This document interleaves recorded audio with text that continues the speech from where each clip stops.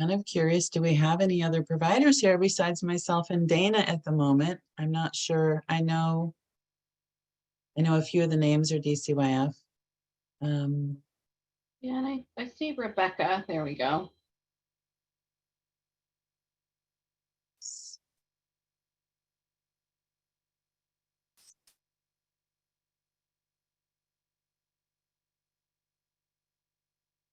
How about Okay. I'll hop in and introduce myself to start it off. Yeah.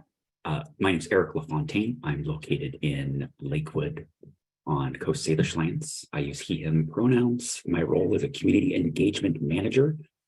And my first album was Run DMC's Raising Hell.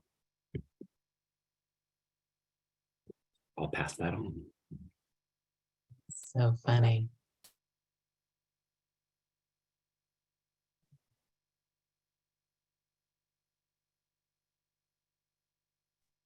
I introduced myself in the chat, but I'll go. I don't know what my first album was, but I'm Dana Christensen.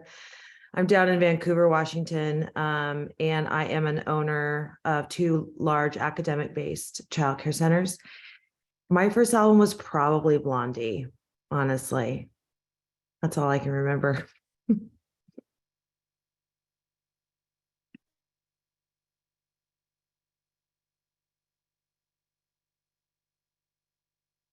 Okay, well, I'm just gonna, my first album was the Grace soundtrack. Oh.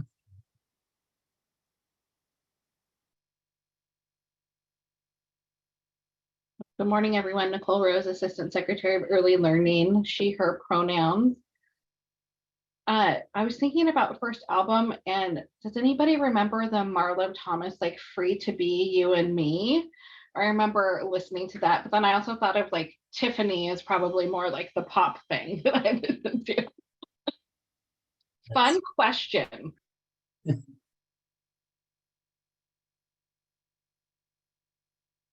I'll go next. Good morning, everyone. Ruben Reeves, and I am the Acting Assistant Secretary for the Licensing Division. I use he, him pronouns, and I live in Puyallup, but I work in Olympia. And gosh, when I saw 8-Track, it kind of cracked me up because I do actually remember 8-Tracks a little bit, and for some reason I think it was the Commodores. I mean, that's a way back, but I do remember having a few 8-Tracks for Michael Jackson as well.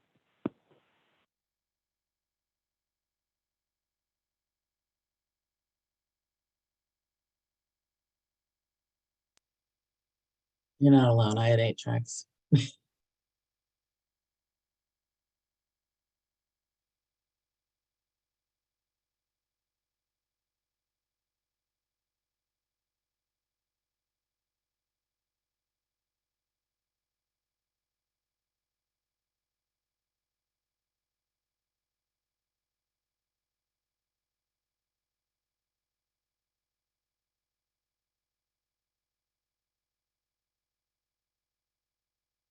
So how about some of you folks that haven't spoken up? Are you able to unmute and introduce yourself? Is my audio working? Yeah. Oh, go ahead, Sandra. Good morning, everyone. I actually was stuck at first album CD because I'm over 70. So we're going to just let that part go because you won't know any songs. But I'm Sandra Nelson. We're located in Southeast Seattle. I'm director of a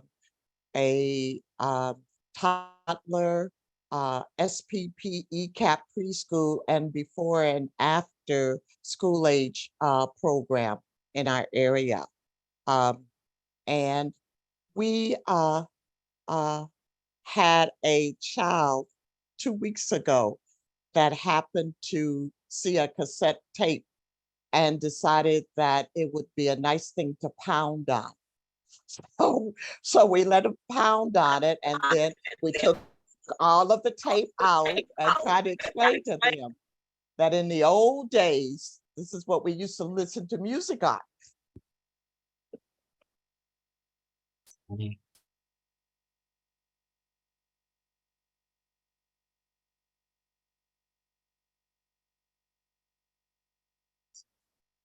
that's the second one for Madonna being the first album.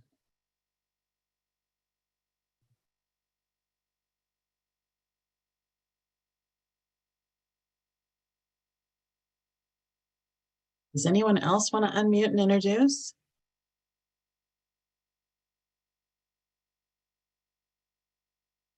Let me just see through the chat. I'm not familiar with Lorena.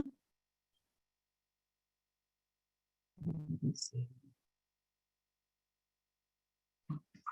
Hi, my name is Lorena. I'm a licensed childcare provider in the Yakima area. Thanks for coming.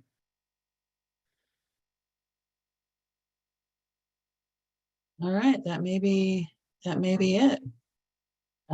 Usually we have more people join as the meeting gets moving. I know my co-chair is running late today. But okay, so we're going to review the last meeting minutes. Is that something you can throw into the chat, or actually on the screen would be even better?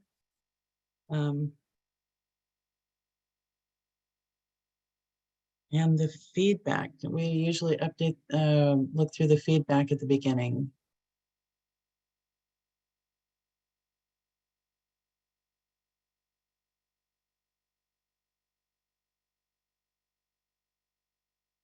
Meeting minutes in the chat. And the agency updates.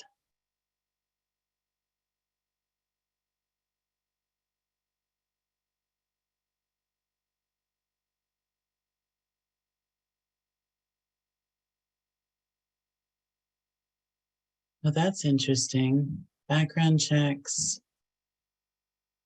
Oh, group care, background check updates. I assume that means us. Background check unit has further streamlined the group care background check process. There's a new background check form that will need to be filled out when sending it. Okay, that's a little confusing. Is that something that somebody with DCYF can speak to? Yeah, where are you seeing this? Sorry. On Are you in the, the agency? yeah, agency updates on just page 1.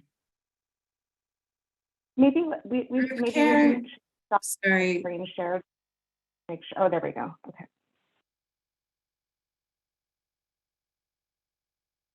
Is this I not for think- childcare providers? Because we don't fill out a paper form. No, group care usually refers to children who are not with their parents or caregivers in a group home. Okay, That's so what it's group not care us. would refer. Okay. Yeah. Julie, I'll make note of that. I'm the one that puts that document together, so I'll make sure that we Okay. get those flagged out of there, so. Interesting nonetheless. I'm glad to see that on page 2, they put in one thing about the rule, or they put in the rulemaking updates. I know that there's been a lot of conversation among providers about these rules and the update process. Let's see, so. Okay, good, it's up on the screen. So the agency's authority to access licensed space and the consequences for refusing access. I remember asking Travis about that, and I learned later that it was written by Judy, but this was kind of hard to find on the website. It's kind of buried, but I'm curious what the consequences are. During COVID time, it was a lot of people weren't granting access to anybody unless they met the health policies for the center. So that's concerning. Let's see, the emergency exits. And immunization, the immunization requirement is weird because online it does say something about kids having to be up to date in like 30 days or something, and that's not realistic or possible for kids that are on a catch-up plan. So it's frustrating when rules go through without coming to provider groups or a provider group to hear feedback. The comment portal is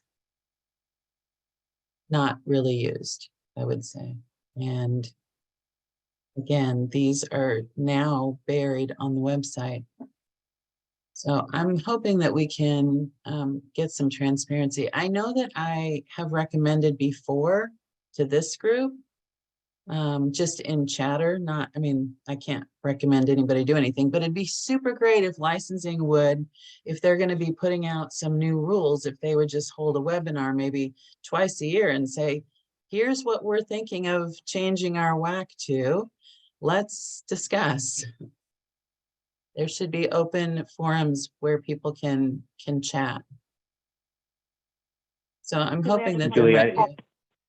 Great. I just wanted to call out that that is a recommendation included in the TLS recommendation report. So that's something that we're tracking. So there should be, you know, regular updates as we can provide them. I can also, we're always happy to reshare the link for signing up for the rulemaking newsletter. And that way everybody automatically gets notified in an email anytime there's an opportunity to weigh in on an upcoming rule change. So, you know, we're always happy to reshare that if that would be helpful in the meantime while we explore the recommendations regarding the rulemaking from the TLS. Yeah, that's great. I am interested in knowing if licensing would be open to doing something that's an open forum. I know after the 2019 rules, or I guess during the 2019 rulemaking, they had public forums where we could go in person and speak about, I don't know. So in the world of webinars now, it'd be nice if they were willing to host maybe twice a year and cover every rule that is up for debate. But that's just an idea. Hey, Julie, this is Ruben. I just want to touch base, and I have we're, you know, the department is looking at how we can improve communication and transparency in our rulemaking process. I mean, like Aaron said, there's a process right now, and it's open for public comment. And you're right, Julie. Sometimes it's buried in like emails and communication. But I mean, we are looking at how we can improve communication and improve that. For not only this group, for all of our providers across the departments, you know, including our tribes and really getting more communication. So it's through administrative services. There's a whole work group working on that right now a little bit. And so there'll be some, I agree, licensing can do a better job of communicating this at work and getting more feedback. And we're working on that right now, Julie. Great. Thank you for speaking up, and thanks for being here today. There are, I think, 4 new rules, and on the website, it just, under new rules, it lists one and then says like, etc. So it's, when I say it's buried, I mean on the website, it doesn't even call out each of those individually for people to know, oh, I should go read the one about this or that, because it's just etc.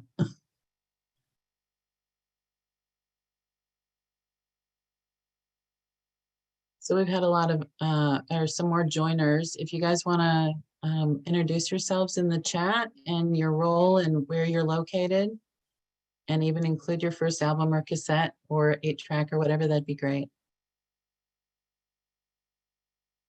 All right, so we are supposed to be, I'm supposed to be handing it over to Katie, but she is running late with personal stuff this morning. So we're going to go into the TLS tracker. As everyone knows, a lot of work was put into this. And so we're going to be making an effort to spend a little time on it every provider support meeting to let everyone know where things are and if there are updates. So it's in the chat, and the first page is, there we go. So now it's up on the screen. So if you want to take a minute and click on the tracker, and does somebody want to explain the color coding in the document?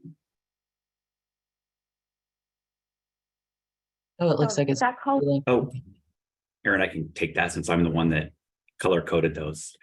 So when we sent out the email through SurveyMonkey, we asked for you all to prioritize, right? The top 5 or 7. So each of the recommendations that had at least 30% or more of votes then became, call it prioritized, with a color code. That's the way we could just kind of look and see, of the 34, what are the ones that rise to the top? And so we kind of were able to factor out those 2. So it just kind of signifies that that was an item that needed to be continued to track. Does that make sense? So the items that say, like the very first one, schedule quarterly meetings between the licensing division, including leadership and Washington state providers. These meetings should be an opportunity for providers to inform DCUF on what they're facing in the childcare sector and include a Q&A. And it says yes, and it's got the answer over to the side. So that's wonderful. The maybes, can someone talk about the Yeah. process on that? Sure can, Julie. And Okay. I also just want to say as well that, I deeply appreciate sort of the continued partnership and working together on understanding how DCYF can implement and work with you all to implement some of the recommendations from all of that work last year. That was such a heavy lift, and it's still ongoing, this partnership. So appreciate the opportunity and focus on this today. I want to note as well that this is a working document. So much of this is our department like initial responses. And so a lot of the maybes are, we think we need more information from you all to be able to give, an honest answer of how we think, if we were to implement those recommendations, how that would go. Would we need more funding? What the timeline would be, which are the non-filled out columns of this tracker right now. So that's what the maybes are, is that in there we have questions before we can say yes or no, or what the next steps would need to be. So it sounds like maybe having this topic as an expanded length, because today it's only supposed to be 15 minutes. Maybe at the next meeting where we can dive into those maybes, would that be helpful? I mean, I think that yes, diving in would be helpful. I'm still thinking about and kind of processing what yesterday's conversation was at the ELAC Council, and also thinking about Nicole and Genevieve also working with the ELAC on legislative priorities. So I want to think about that some more, Julie. If there are any items that are linked to work that is happening, like with the budget and with legislative asks now, then yes, diving into those might be priority. I'm just trying to think how to prioritize those conversations from our end.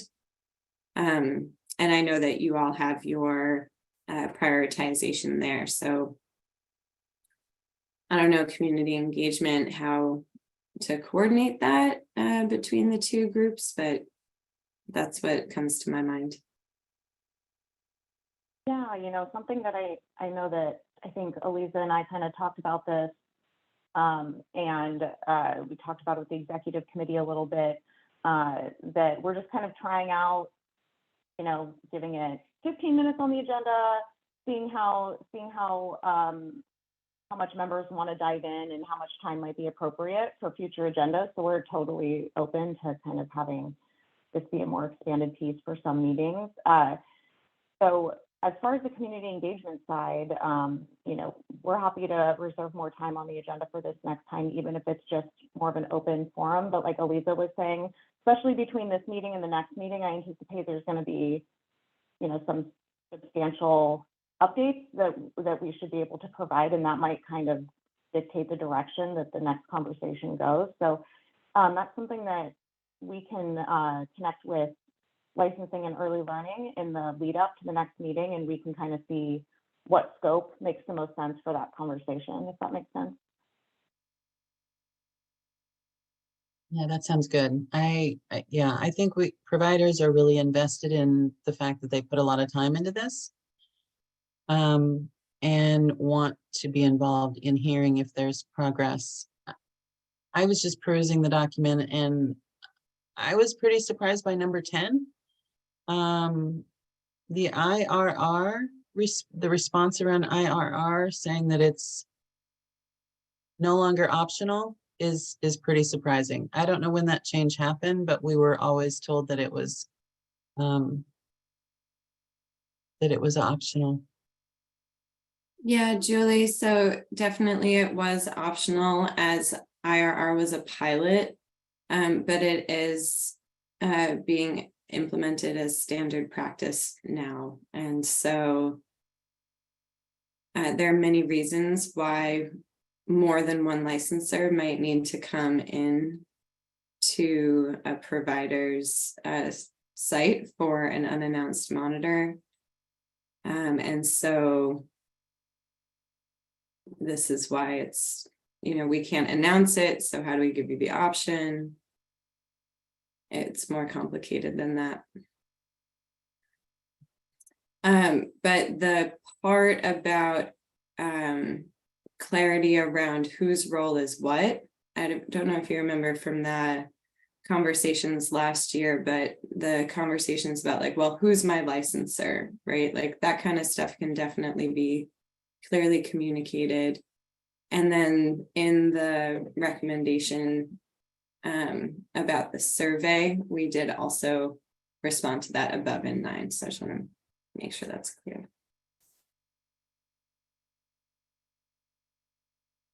Okay.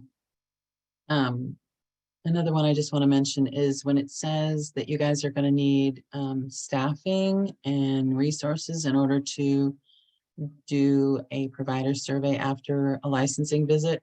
That, to me, that's surprising because we were told that you guys do the surveys. But I hope that the surveys will go into a database so you guys can see if there is a pattern to certain licensors having bad survey responses. So anyway. Okay, so I see that Katie's joined us. Good morning, Katie, my co-chair. Hi, sorry, doctor was late today, so I'm driving home right now. Get Okay. to my computer. All right, so we just have a few more minutes, actually 2 more minutes with the tracker. Are there any other questions? Comments?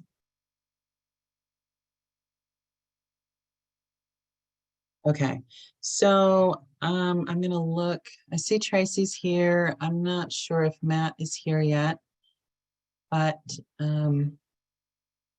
no, but we could move on to the next portion since Tracy's here. So we've got the childcare, DCYF childcare administrator Matt Judge will be here if he's not already, and DCYF administrator for the preschool development grant, Tracy Kenny, and they're going to provide feedback to determine which topics in the 2020 statewide needs assessment are still relevant, and here are award details of the 12 proposed projects in the new PDG planning grant. So welcome, Tracy and Matt, if you're here. Thank you. Yeah, we had a little bit of a miscommunication. So I have Delta Hybrid with me today. and not math. So that makes sense, as she is on our preschool development team as our integration specialist. But I'll let her introduce herself in a minute. I want to start with a hello and a thank you for having us back. We are always so grateful to be here with you. And, you know, as previous childcare owners and directors, and then I was an early learning and ECAP director, having conversations like this is why I came into state service. And I just love the opportunity to join those two worlds. I'm going to let Delta introduce herself real quick, and then we'll dig in. Good morning, everyone. I'm Delta Heiberg. I use she, her pronouns. I am the preschool development grant birth to 5 integration specialist, as Tracy said. Before I came to the state, I was a preschool teacher for about 5 years, and I'm also a parent to a neurodiverse, or as I like to call her, neurospicy 6-year-old. And I'm happy to be here. Thanks for letting us join. Okay, I'm going to share my screen. There we go. And move this out of the way so I can see you. Okay, so as I mentioned, I'm now leading the preschool development grant birth through 5 team that resides in the early learning division at DCYS. And today I'm going to spend more time on the new planning grant that we've received from a funding source perspective, and then slide in and ask for your help as we update our statewide early learning needs assessment. So let's get started. What is the preschool development grant birth through 5? I like to say it is a poorly named federal grant that DCYF was awarded at the beginning of 2019. You'll see here that in 2023, we are finishing up the work of the renewal grant and beginning the work of our new planning grant. Its federal focus is systems building and coordination of the state's early childhood mixed delivery system. So it's not preschool, and it's not connected to the idea of universal pre-K, ECAP, Head Start, or transitional kindergarten, as the name suggests. It is a prenatal to age 8 systems building grant. And at DCYS, the preschool development grant, or PDG, sits in the early learning division in a newly formed unit that groups our 3 largest federal grants: the Head Start Collaboration Office, Child Care Development Fund, and the Preschool Development Grant Birth through 5. And we are called the Federal Initiatives and Collaboration Unit. Beginning with the very first award there in 2019, Washington's Preschool Development Grant was written with the goal of interrupting the patterns and practices that contribute to marginalizing, oppressing, and imposing cultural norms on our communities. We are committed to facilitate intentional design to interrupt these patterns. And one way we are bringing that commitment to life is by transferring as much power as possible to the people that we serve, by partnering, co-designing, and building systems based on pro-equity and anti-racist approaches. I love this slide. Y'all probably seen it before because I carry it around with me everywhere, but it is borrowed from the Poverty Reduction Work Group in 2019, when we were both getting started with the same commitment to approach how we design as centered in equity and co-creation, but not throwing out all of the important pieces of our work, just adding to them in a way that changes how we do our work. So we still want to be data and performance driven. We still want to have operational efficiency, be evidence-based, and always be improving. But we also want to elevate to that same level, having anti-racist, anti-oppressive understanding and actions, centering community partnerships, having cross-agency collaboration, and elevating the expertise and influence of the people we serve in decisions. So we're coming at systems and program design holistically. But what that really means is that we have to start building equity leadership in all of us, from our project teams to our steering committees to our community partners, which means that we're doing a lot of learning and unlearning, developing shared language and tools to apply in our work. This visual on the right is a great example of the shared knowledge we're working to build in all of us. If we don't all take responsibility for understanding the divisive and fatal historical and current impacts caused by individual, interpersonal, institutional, and structural racism, we can't change the experience and outcomes that we're aiming for. We're doing this by partnering with DCYF groups, federal TA support, technical assistance, and experts in the field to build equity leadership and accountability. We're learning to center community and share power, what that feels like and what that looks like. We're focusing change on all elevations of the work, from policy to practice, and making strong commitments to continue to ground our work with communities in both qualitative and quantitative data. The more opportunities that we create to collaborate around equity strategies, the more we operationalize equity and the stronger our early childhood system becomes. And we have done a lot, but we still have so much more to do. I'd like to start with that so that we get grounded in where this work is coming from and what the commitments are. But here is the grant itself. This is everything we're doing right now. So the renewal grant that is ending and the planning grant that is beginning. Today, we're just going to focus on the planning grant and give you all a high-level overview of what's been funded. And I do mean high level, because what we have are great ideas and even better questions gathered from folks with lived experience, including ELAC and provider support. And now we have some resources to develop those ideas and find the answers to questions like, what was the impact of COVID-19 on the birth through 8 workforce? Or what business supports are available to childcare owners? And my favorite, who's doing what across Washington in service of children prenatal to 8 and the adults that care for them? This, I'm going to simplify it a little bit. This is going to be our map. There are 2 foundational activities in all PDG grant structures, the needs assessment and strategic planning.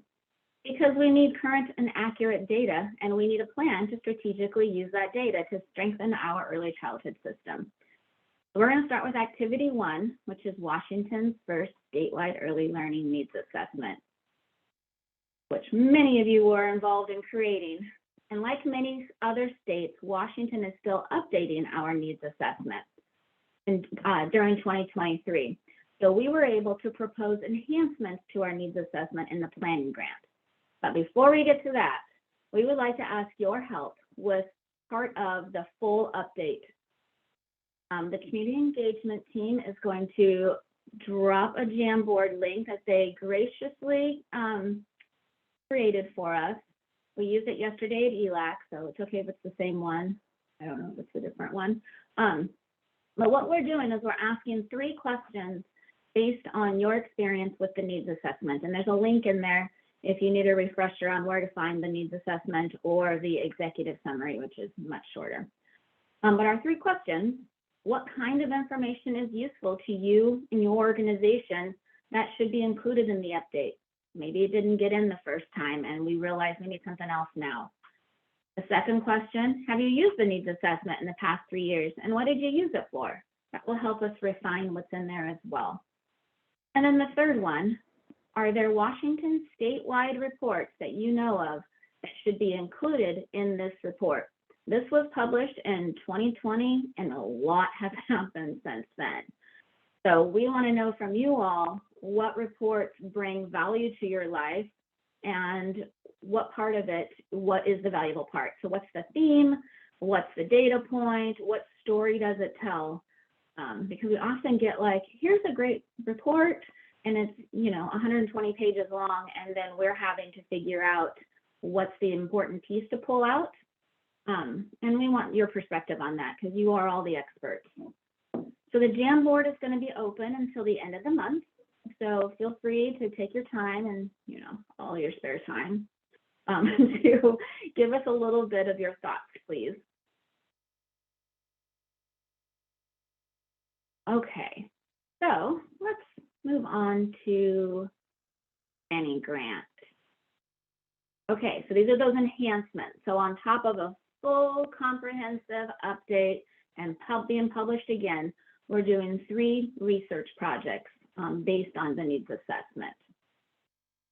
And so the first one is going to look at the impacts of COVID-19 on the birth through 8 workforce.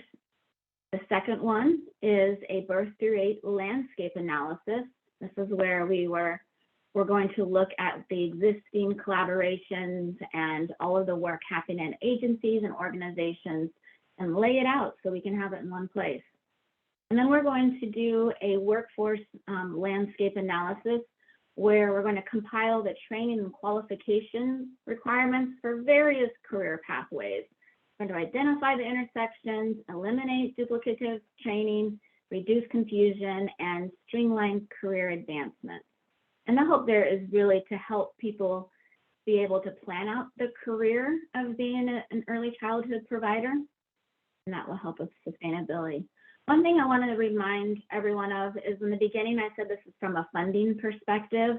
And so this is not work that my team leads. You're going to hear from people who are the actual experts, the subject matter experts, throughout the course of the next year. So you'll hear, from the evaluation team, you'll hear from Play and Learn, you'll hear from Help Me Grow as things that are appropriate and that they need input on come up. So activity 2, the feds call it a strategic plan. We know it as our early learning coordination plan. And like the needs assessment, the early learning coordination plan is being completed this year. And so we have been given the opportunity to do enhancements to it. And that enhancement is really going to be developing recommendations based on the findings of the needs assessment for cross-system approaches to strengthen the early childhood workforce and enhance coordination. Okay, activity 3. Activity 3's, the projects in activity 3 maximize parent and family engagement and center families in their work. We have 4 projects here as well. The first 2 around Help Me Grow. And so the focus is deepening Help Me Grow's work to coordinate resources and referrals for families, to increase parent and family access to the parent-family medical leave benefit, and to strengthen the connection of Help Me Grow with Child Care Aware of Washington. And the other 2 will support culturally responsive updates to the Play and Learn model, such as working with migrant and tribal caregivers in the Yakima area to develop new approaches to developmental screenings and to broaden the reach of a really cool texting app called Quick that allows caregivers to have text conversations with an expert in early childhood development. Okay, activity 4 focuses on the mixed delivery workforce, which we all recognize is in crisis. We have 4 projects here as well. So the first one is a shared services analysis, and what they're going to do is complete an analysis of all of the available business supports for child care providers, make it easier to find and easier to access. The second one is to conduct a market gap analysis in partnership with providers and stakeholders that will describe what is needed to ensure adequate minimum compensation and benefits for the workforce, beginning with subsidy providers. That is a tall order. It is being done in partnership with the Child Care Collaborative Task Force and with the co-design group at Child Care Aware. So definitely hear more about that soon. So the third one is a review of social emotional learning resources to inform trauma-informed approaches. There'll be a comprehensive review done on that. And then the last one is to create a pre-service cohort model to encourage diverse candidates to enter the field, leverage peer supports, and integrate technical assistance to support new providers. Julie, I see your question. I'm not sure where their work is at, but I know that this work is building off of those recommendations.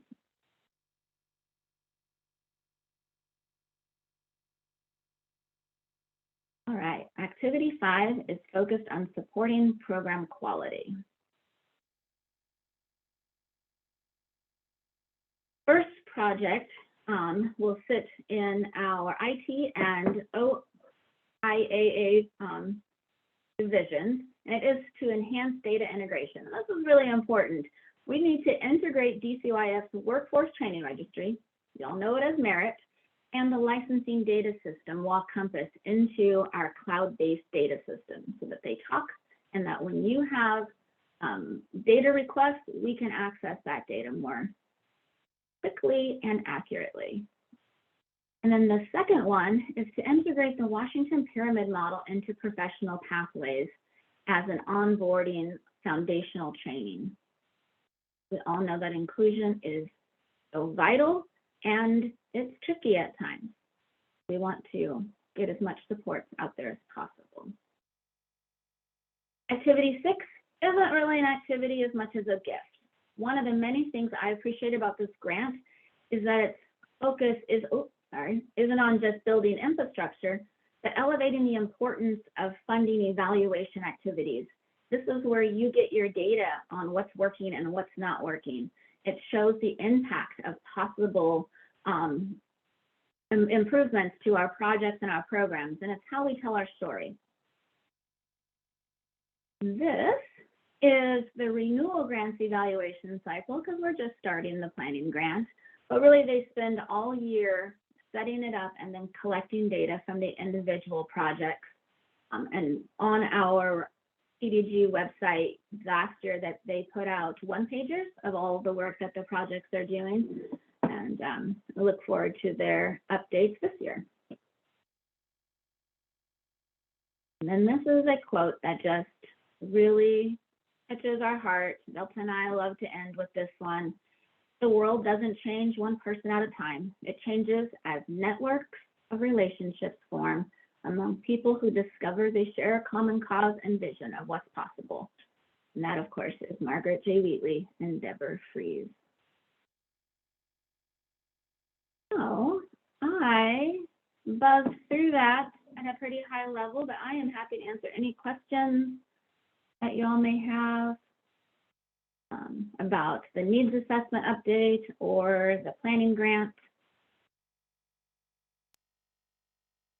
You know, this isn't a reflection on anything you just said, but it is, it's frustrating. All of this work is going on, all of this good work is going on, right? But yet there's this other force at play, which is TK. And in some communities, it has destroyed childcare. Not in mine yet, but yeah, it's frustrating. It's frustrating that DCYF is in support of the expansion of TK and without any rules. So it feels like it's at odds with all of the other good work that's going on. It's just a strange place to be. Thanks for saying that. I don't know any of the politics around TK. Tracy, I'm happy to step in here if you would Thank like you. to. Julie, I want to appreciate and thank you for sharing your frustrations and your concerns. And I just want to acknowledge that one of the things we're really trying to think about is how do we serve as many children as possible? How are we making sure, you know, we'll talk later today when Genevieve and I are talking about some of the things we want to continue to do as we think about supporting providers so that children and families have access to care. And I think this is where some of the cost of quality work becomes really important as well, as how we talk about how we have an integrated system. And so the last version of the bill, although I know it was being heard on the Senate floor this morning, but the last version I saw did have some pieces in there, I think, related to rules. But like I said, I want to acknowledge the impacts that folks are feeling and want to, I think with you all about how we create this integrated system where children and families can have choices about where they are going. Yeah, I understand the purpose might have been to create more slots, but unfortunately, it's not doing that in places where childcare centers have shuttered because of the exodus of kids that have gone off to TK. So.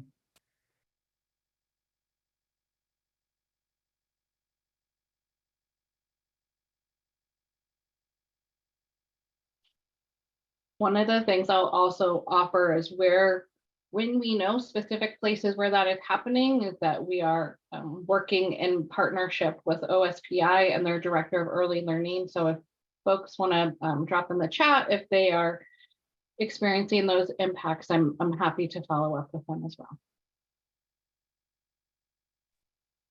Right, I appreciate that. But by the time they're experiencing the impact, they're already either at risk of closing or closing. And we've heard these stories. You know, it's like sometimes you want to take a preventative approach, but this is one that's it's not possible to, with the way that things are rolling now. The original bill would have put some boundaries in place, but it's all just frustrating because reaching out to a provider that's on the verge of shuttering or has already shuttered doesn't help that problem.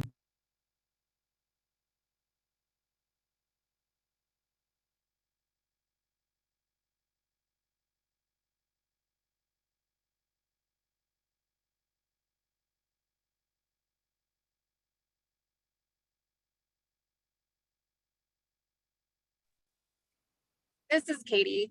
Are we able to get a copy of your presentation today, Tracy? Absolutely. Community engagement That would will be send it great. out. Yep, and we still I have was 10 taking minutes for screenshots. questions. Yeah, did you have thoughts, Katie? We have 10 minutes left for questions and comments. Yeah, I mean, it looks like there's a lot of good work, just like you had mentioned, Julie, but there's still just a lack of the connection, I think, with the actual providers with all of this work, because some of this is going to be brand new to, you know, majority of providers, that this work is going on behind the scenes. But Julie and I, with provider support, you know, just with TK, you know, the voices need to be heard now with this collaboration so we can work together moving forward, not just hear what you guys are doing, but actually be a part of it. You know, that's a good point, Katie. Something that I tend to get tripped up on with talking with folks is when I was saying this is from a funding perspective, a lot of times people don't, you know, label their work as where it's funded from. So a lot of this work you're seeing coming out of the Imagine Institute, out of Child Care Aware, out of Washington Communities for Children. You know, it's happening through contractors, and it has a different name on the provider side or the public side. This is the funding side from DCYF. And so sometimes there is that disconnect, you know. So it's something that I'll remember, how to connect what that might look like for you all as you go about your business. That's a great point. Thank you.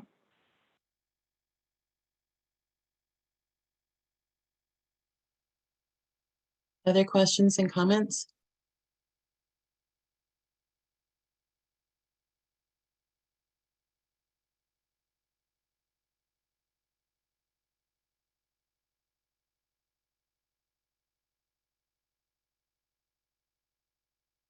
Thank you for having us. And again, any thoughts or comments you have about the needs assessment, things you'd like to see in it so that it's more helpful and usable for you, please share those with us through the Jamboard, and we will make those changes. And that should be out by the end of the year. Pretty big document. Thank you. That was my next question, was when you guys were going to have it out. So thank you. Yeah, at the end of the year. Have a great rest of your week, y'all. Thank you. Thanks for coming. So we didn't pause after the temporary licensing committee tracker update, and I should have. We need to do the Mentimeter, where you guys can drop your comments, feedback on that, as well as this topic, the needs assessment. So if we could get a Menti in We have a Survey Monkey. What's the survey? Yes, Julie, we created a Survey Monkey so that it will stay open past the presentation so people can add more feedback and comments. Okay, so we've got a Survey Monkey for the TLS tracker. So if you want to take a minute to fill that out.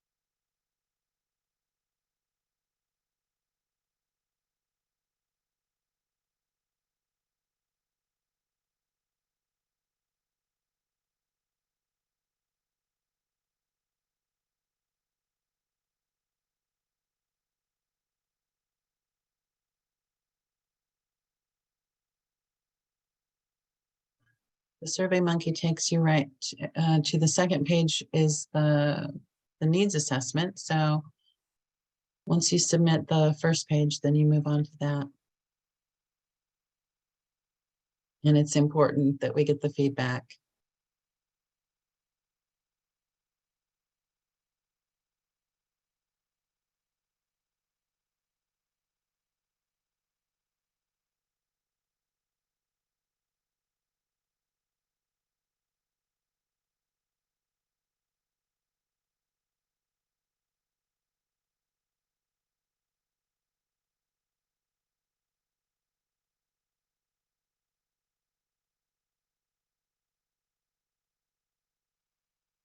Okay, so don't fill out page 3 because that'll be the next topic.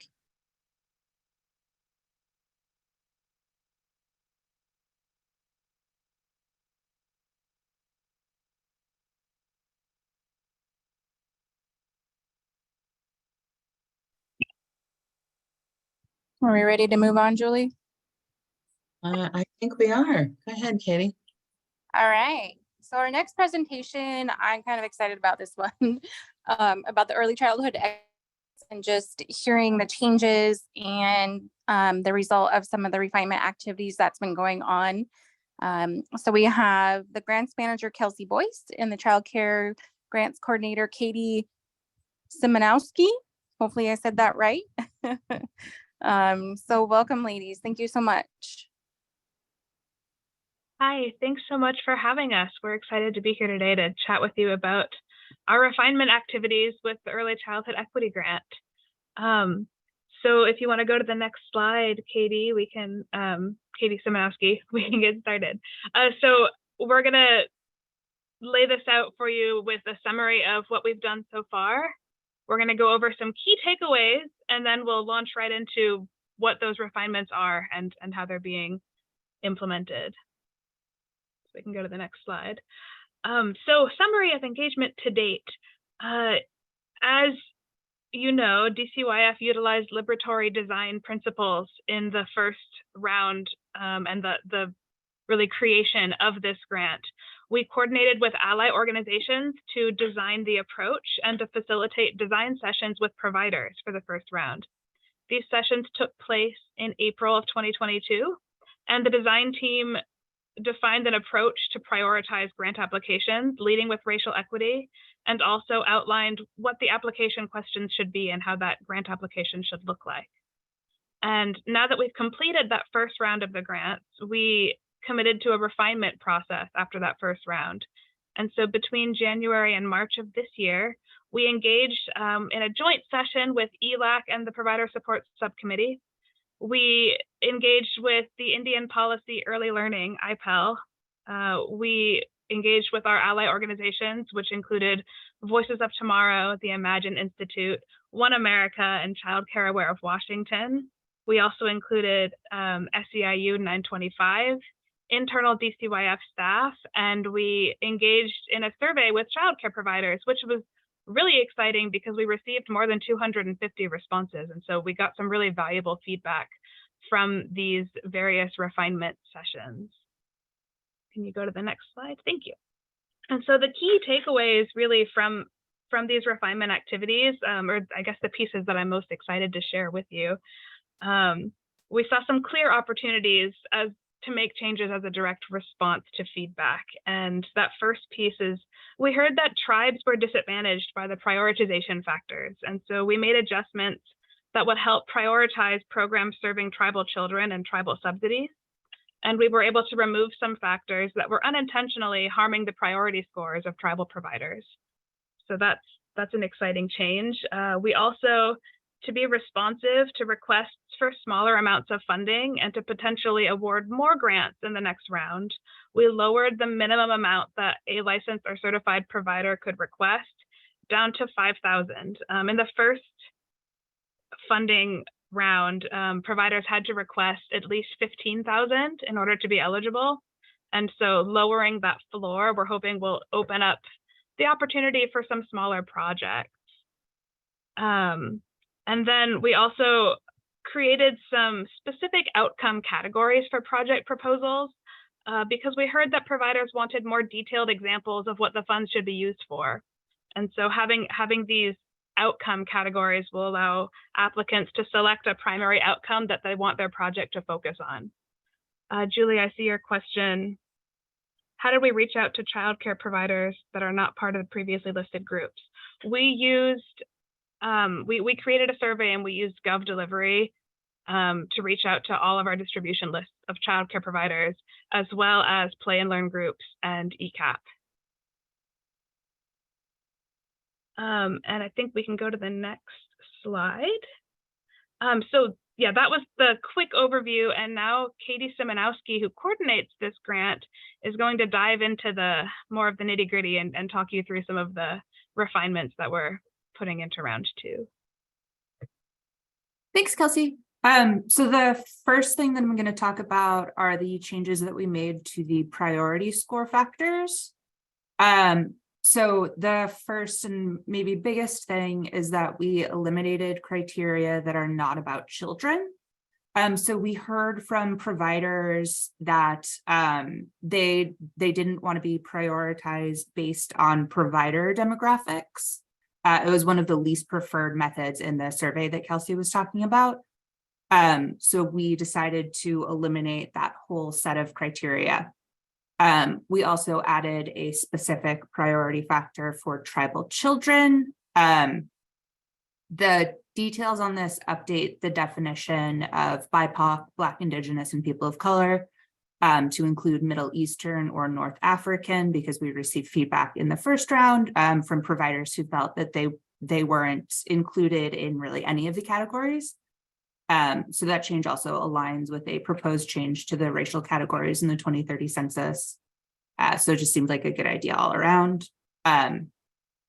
Like Kelsey said, we expanded the subsidy qualifier to include tribal and military subsidies, not just ones from DCYF, because we heard from programs that were serving, military kids that they thought that they should also be prioritized.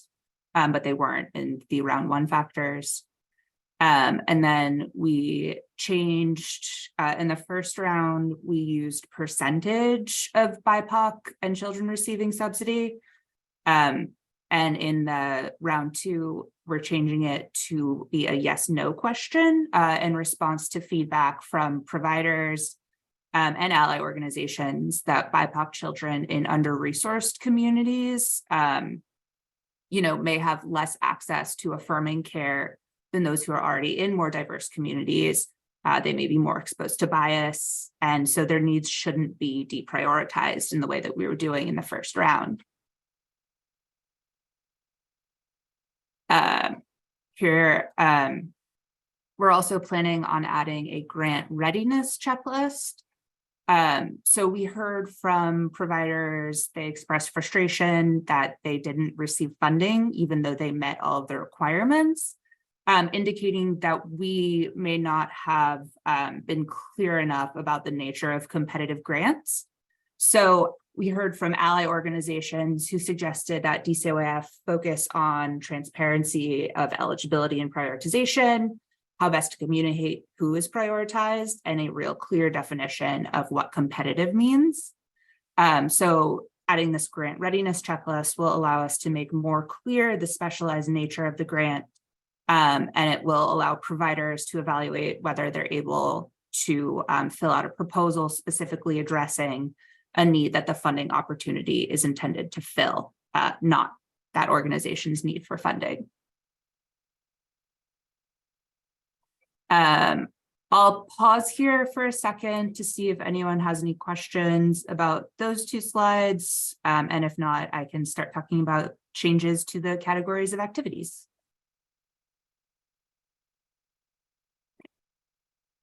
All right.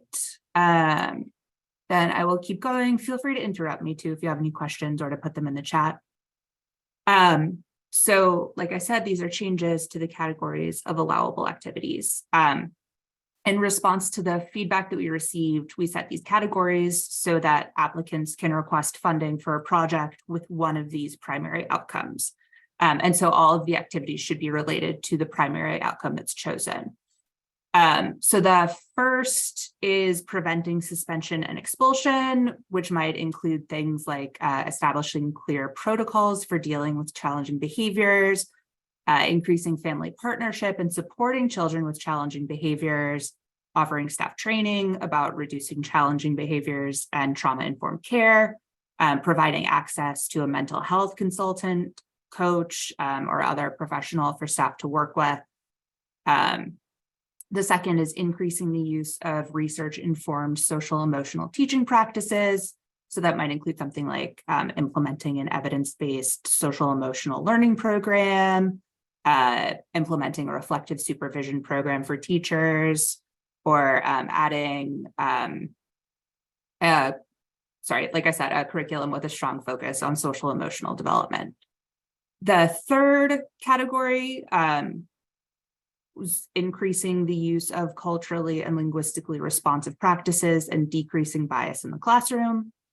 So this might include something like hiring bilingual staff, training teachers to work effectively with diverse populations, providing opportunities for staff to learn about intentionally countering stereotypes and biases, inviting family members to share cultural traditions with children, implementing a new language policy, things like that. The fourth is offering ongoing child assessment and developmental screening.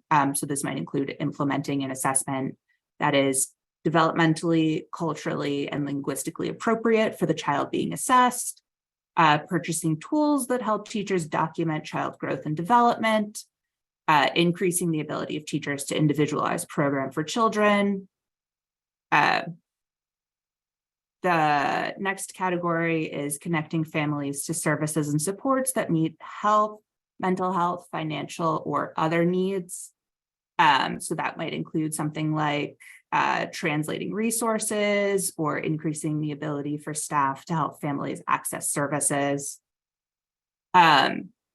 And then other, which would just be some other idea for a project to incorporate inclusive practices, culturally and linguistically supportive and relevant practices, or both into early learning program design, delivery, education, training, and or evaluation.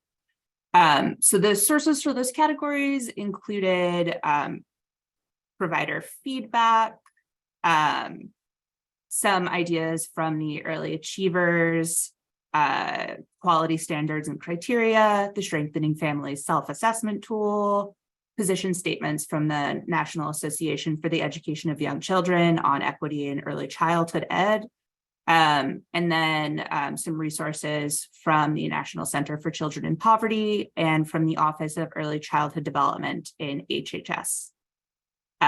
So this makes the categories more specific. And it also aligned with what providers say will do the most to increase inclusivity and language access in their facilities. So next, we changed the budget categories. The original budget categories, like it says here, were program design, program delivery, staff education and training, and program evaluation. So those categories came directly from the original legislative language. And what we heard from providers was that they were confusing and they didn't always make sense as to how you'd break up expenses. So for example, purchasing a new curriculum might fit best in program design, while purchasing the associated materials might fit better in program delivery, but it's pretty unintuitive to not be able to list two components of a curriculum together. So the new budget categories include specialized staff, childcare materials and experiences, office and business supplies, staff training, program evaluation and assessment tools, other services, and other materials. So in addition to hopefully being less confusing, this should allow us also to figure out more easily what the grant is funding. So for example, in the original categories, specialized staff and childcare materials and experiences were all lumped in together. So by separating things out like this, it should make it easier for us to spot trends and what providers are expressing needs for, and so on. So next, we're adding some additional questions, and we've adjusted the terms and conditions of the grant a little bit. So our additional questions ask about if providers receive technical assistance in filling out the grant, and if so, from where. And we added an open response box for providers to describe any feedback they had about the technical assistance provided, whether they chose to access it or why maybe they chose not to access it. So we're hoping that the responses here will help us refine the technical assistance available. And this was a change that was asked for in our refinement feedback sessions. And then we're adding 2 more attestations. So the first is I have reviewed my application and I'm ready to submit. I understand that once my application is submitted, I cannot make any changes to my answers. So we received several requests from providers that they be allowed to edit applications after submission. But unfortunately, we're just not able to accomplish that from a technological standpoint using WellCompass. But we do want to do as much as we can to make sure that providers are aware of this limitation. And then sorry about that. And then we also added a condition. I understand that my application will be denied if I've requested funding for any of the disallowed costs described above.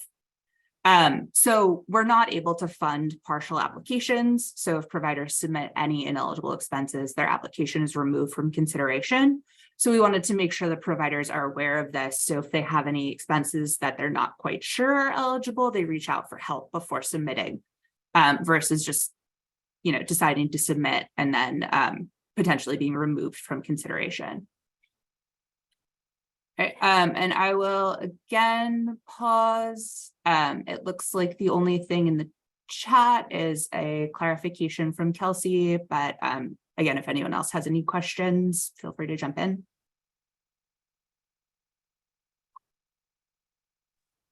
I have a question about WellCompass. Mm-hmm. Being a provider and hearing from other providers, WellCompass seems to be a really hard program software to work with as a provider. And just from listening to you and the technical difficulties or being able to go back on something, is WellCompass going to be updated at all? Is there going to be a new system possibly in the future that will be easier for us providers to work with? So we're always working with the WellCompass development team to try to enhance the grants tool. The reason that we use it as the grants tool is that it is the system of record. So we're able to fill in like provider details. So nobody might, enter a wrong email address or phone number or anything like that. And then we aren't actually able to contact them or, figure out who the grant is from. So we appreciate that functionality in the system, but it can be clunky for sure. Kelsey, do you have anything else to say about future plans for WellCompass? Yeah, I'll just add that when we realized that these grant applications in WellCompass can't be edited upon submitting or can't be edited after submitting. We worked with IT to make sure that providers had the opportunity to save an application before they submit it so that they can come back to it as many times as they want until they're ready to hit submit. So that's one way that we're trying to kind of ease that clunkiness a little bit. We're also continuing to invest in technical assistance. We have contracted organizations that provide technical assistance for accessing these grants, and they're trained in how to submit the grants in WACompass. And we're hoping that they continue to be helpful to providers who might be experiencing some of those technical difficulties.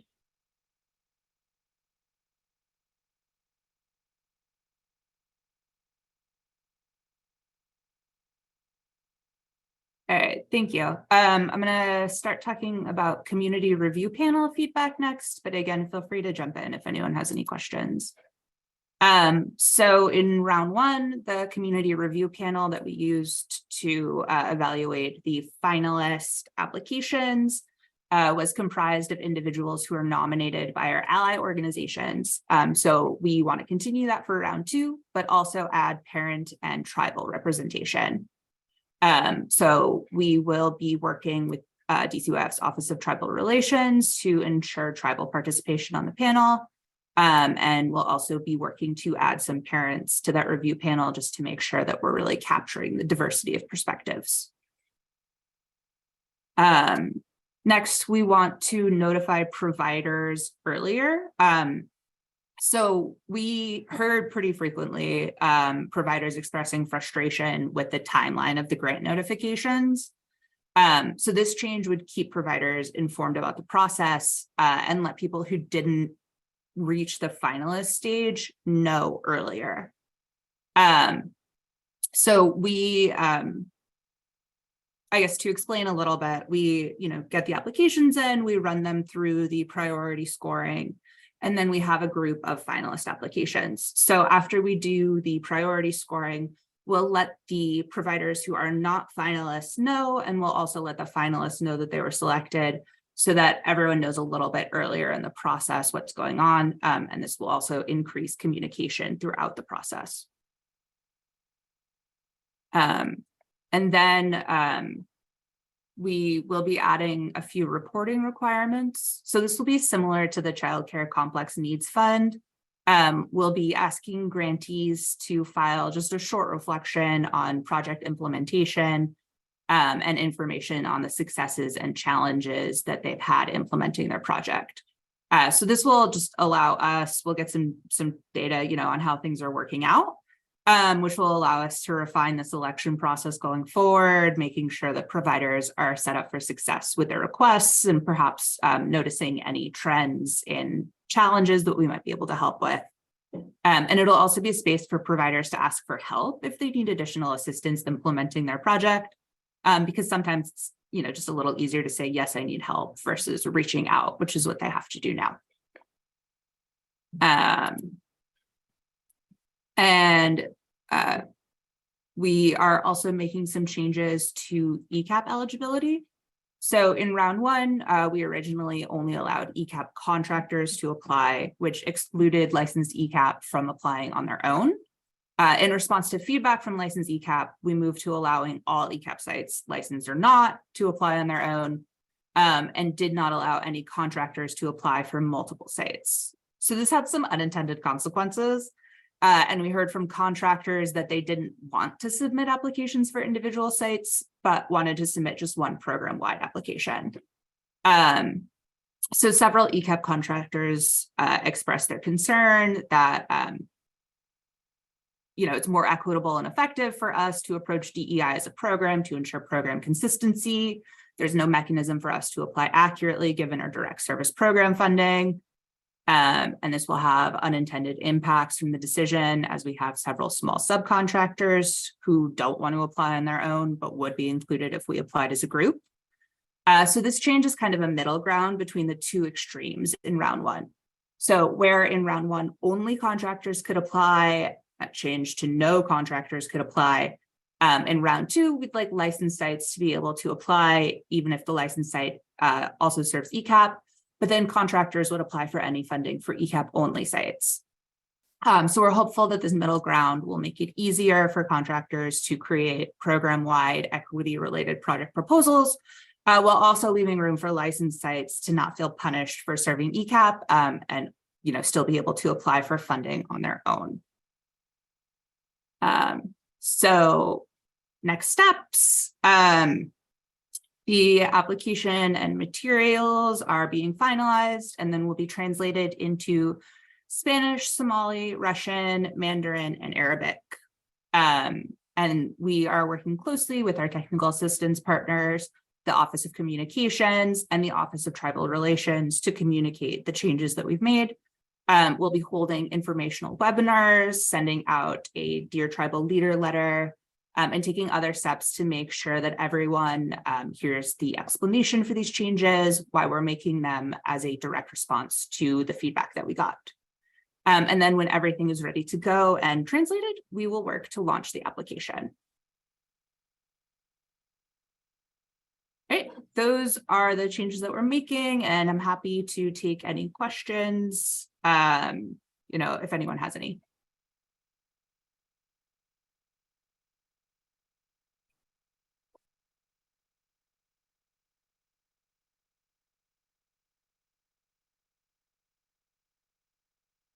Well, it was nice to see the feedback was incorporated. Yeah, we were really happy. Like Kelsey said, we had almost 300 survey responses, so we were really excited by that. And we're really grateful to get the opportunity to get that feedback to make these changes going forward. That's a great response. Yeah.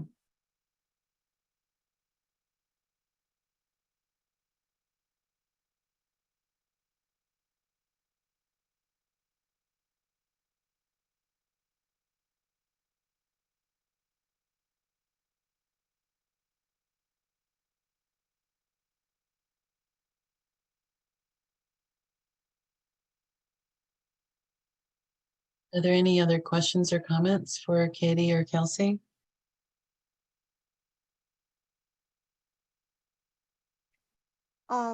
Julie, this is Sandra Nelson from Seattle.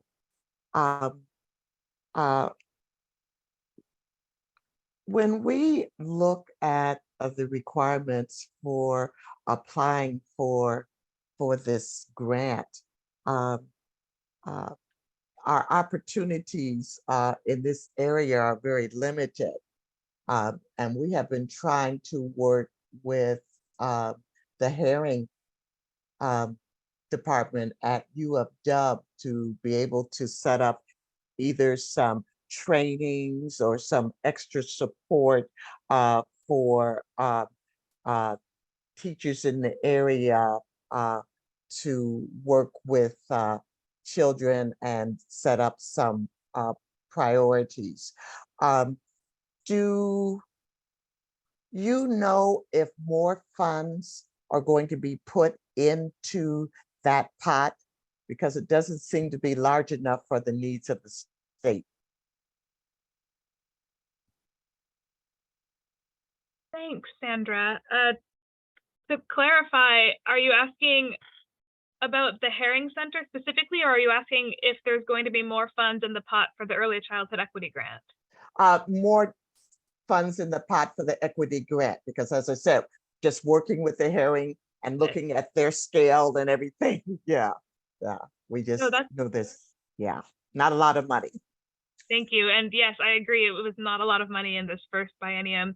I can share that we are waiting for the legislature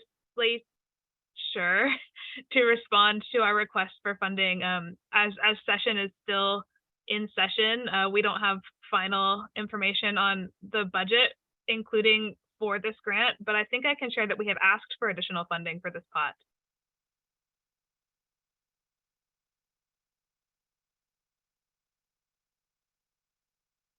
Nicole, you're on mute.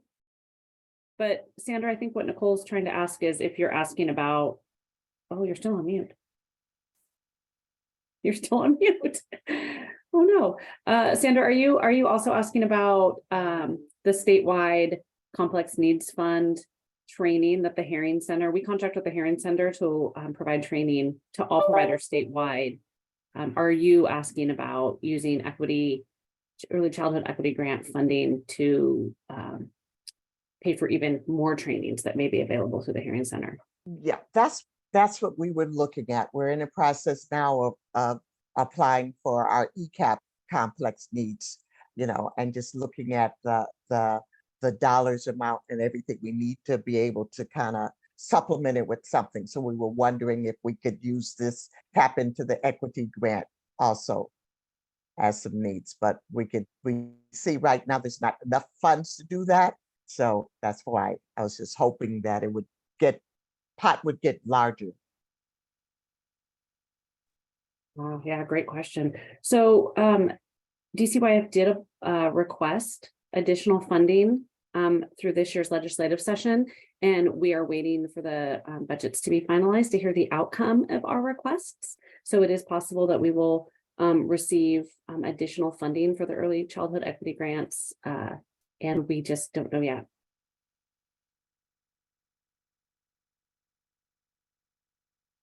Thank you.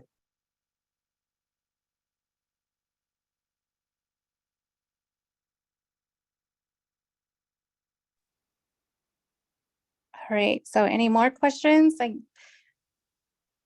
think that we're ending a little early if there's no more questions for Katie and Kelsey.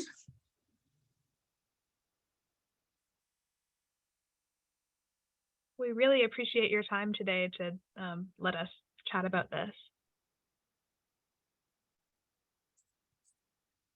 We appreciate your time. I mean, we know there was a lot of providers that were pretty upset with this last round of grants, and there was a lot of pushback. So just seeing that there's actually, you know, some work being done and that we were listened to by you guys and that providers are heard, I think is just a huge step in the right direction.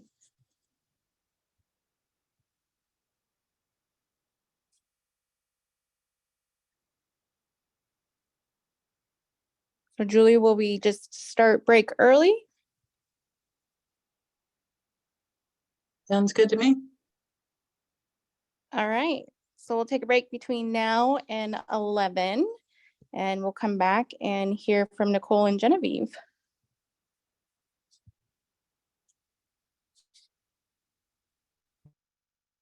Lois, are you still on? Yes, I'm here. Hi. Hello. Yeah, just Hi. hi, good to hear you.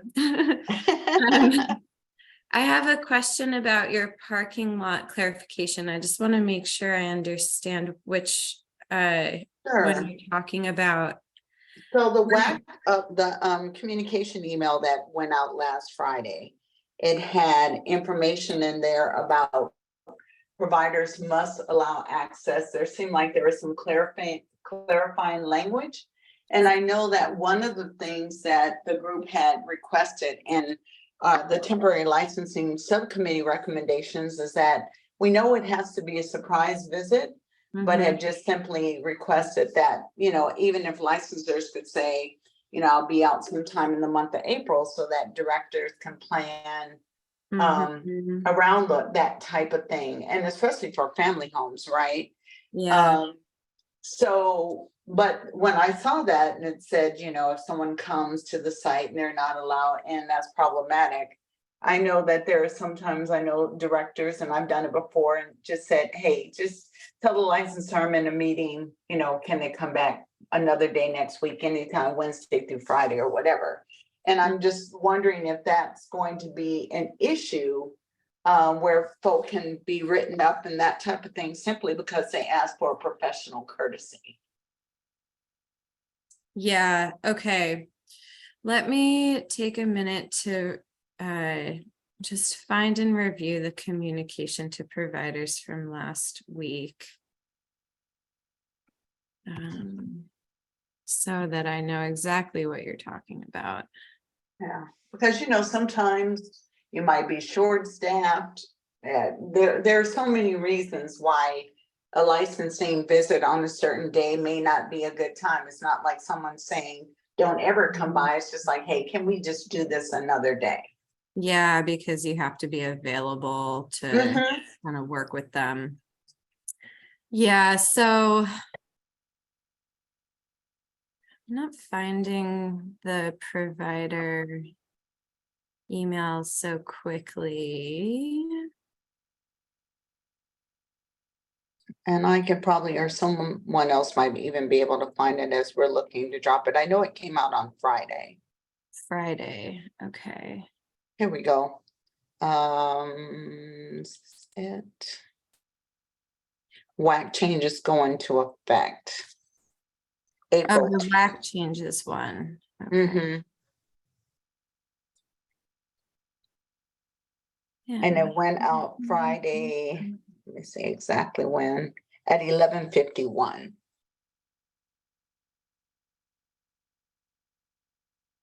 Hmm.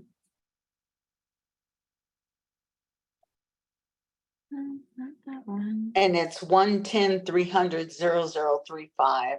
And it says department access to licensed space during operating hours. Licensors must be allowed access to information relevant to the early learning program, licensed space, records, files, and access to staff. This will now align with RCW 43.216.250.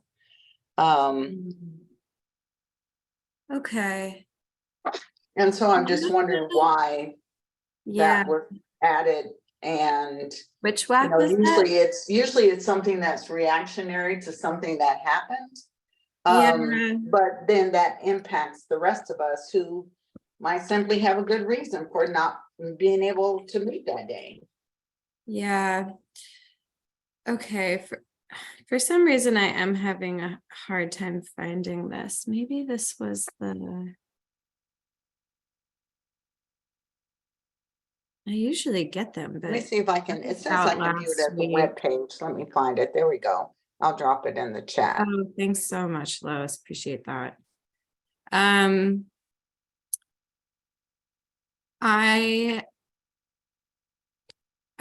think that. Oh, Julie, did you just add it in the chat? Thank you, Julie. Oh, thank you.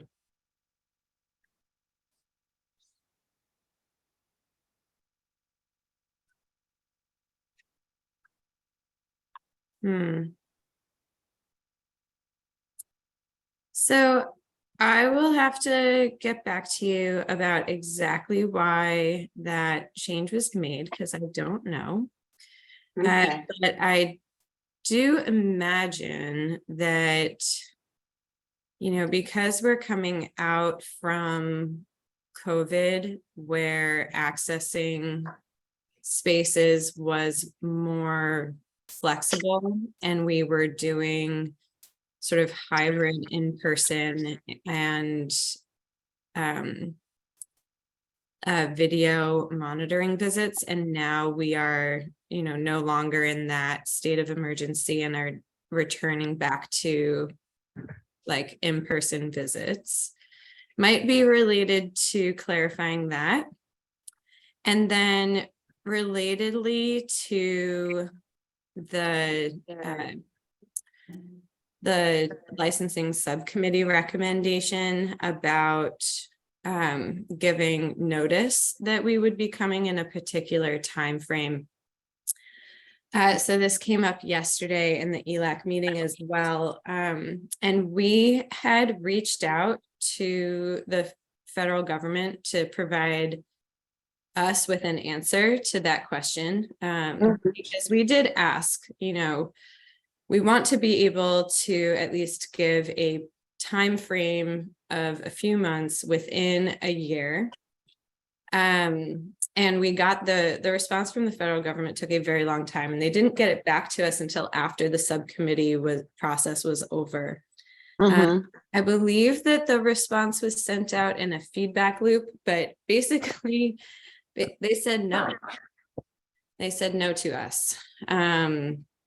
So that is, very unfortunate for the sake of, being responsive to that need, which is super valid. I also like knowing when I'm going to be able to go on vacation, right? Like, Well, but and here's the thing, and maybe this is something that, you guys have to decide which hill to die on with the feds, but, to me, this is an equity issue.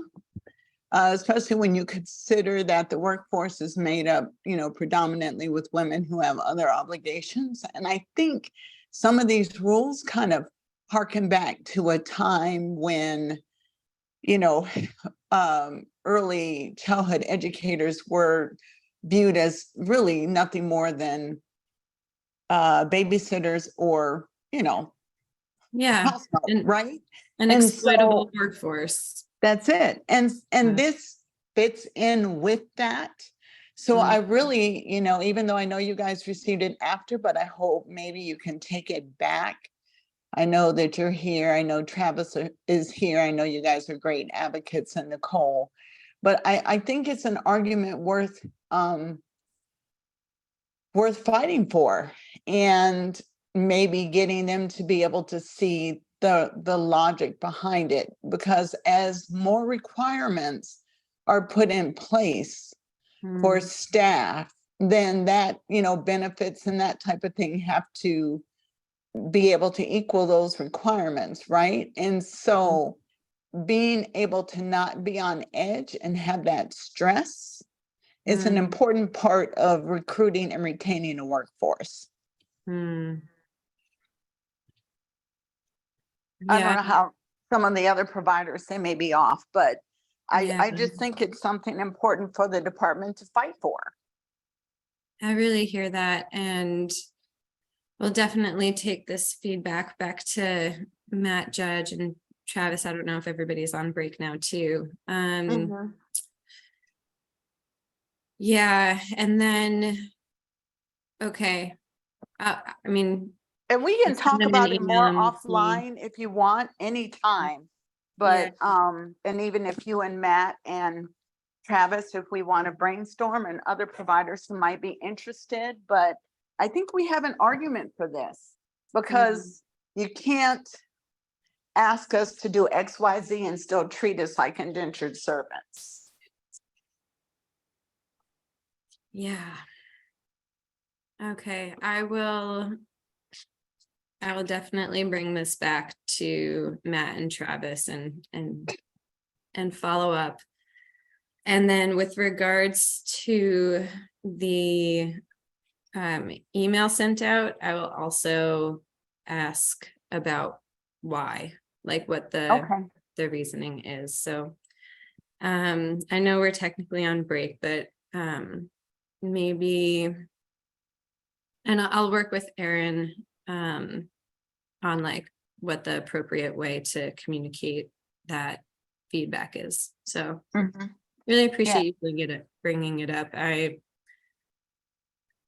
really empathize and understand that perspective. Well, and I appreciate that. And, I think because working with children and, advocating for so long, I just believe in continuing to keep climbing up the mountain until you at least reach the top. And then if we hear, not from the region, but, as we keep going up and present the case, I think having these lived examples are what always turns the tide. And this is important enough to me for the field, for us to fight for it. So I thank you for taking it back. Yeah, of course. All right, Julie, thanks for the extra time. I know some folk are here and some are gone, but I appreciate you giving space. Not a problem. And I went looking for the WAC that was referenced about, the new WAC, the licensors must have access at all times and whatever.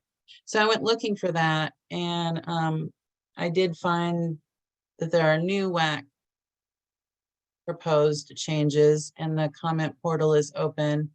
I didn't really read to see what they were yet, but where can a person find the comments that were submitted for those that have recently been adopted? Because I feel like right now there's 0 comments on these new rules. I don't know, maybe it was posted today, I don't know.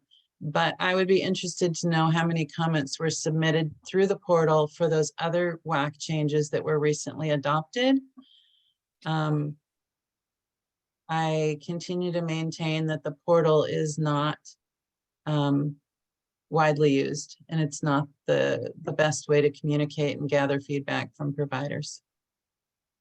Yeah, I would second that, Julie. And I think it's important if we're going back to talking about transparency, WAC changes that are coming out, being able to share that through the communication newsletter and say, hey, we have these WACs that are going to be up for consideration. The comment portal's open from this date to that date. Would be helpful for those of us who don't simply have the capacity to, or even quite frankly, remember to go look at the portal to see what you guys are up to. So it would be nice if we had something to just let us know, so that, and then plus it helps you too and saves the department from having to go through and backstep as you get feedback after the point. And it also, again, ties in with that full theme around transparency and inclusion of provider voice. Yeah, and Lois and Julie, Lois, appreciate the conversation, and I heard part of it because I'd stepped away for a little bit. One of the things, and I'm not sure if Ruben is still on right now, that Ruben shared at the top of the meeting, Lois, was some work that our administrative services division and our policy teams are doing around WAC processes. But what I'm really hearing is, how are we thinking about and making sure that it's brought either in the feedback loop or just in, if there's even just space, maybe it's like part of the TLS piece, right? Like, here are the WACs that are coming up, here are the processes that we've done, and then here's where you can give feedback. Yes, that's correct, Nicole, as well as not just saying it out to those who are part of provider supports and that type of thing, who see the feedback loop, but including it in the communications, like the email that went out on Friday, and those emails that, we've already talked about them coming out on Fridays, but that's another conversation. Well, I do wanna, but just go ahead, Nicole. Sorry, go ahead, Lois. Go ahead. No, go on. I was just gonna say, I will just also note that we may have received some other feedback about the rules as well, and there is a response being worked on from that end as also. So just wanted to note that about communication and what that looks like. Lois, Okay, this one didn't come out on a Friday, I will tell you. It came out 2 days before people went on Christmas break. So. Oh, well. Close to being on a Friday, right? Same type of thing. It just as well be. Because I don't know about you guys, but around the holidays, I'm busy like, am I making coconut cake or sweet potato pie? That's where my mind is. Right. And I did tell everyone this morning, Ruben was on. I just don't feel like the comment portal is the only way that it should be. I feel like there should be a webinar, maybe twice a year, put out by licensing and sent out to everybody in the state that just says WAC changes, come for feedback or something like that. I think people would show up. Mm-hmm. Yeah, I think. Oh yeah, good. I'm off mute.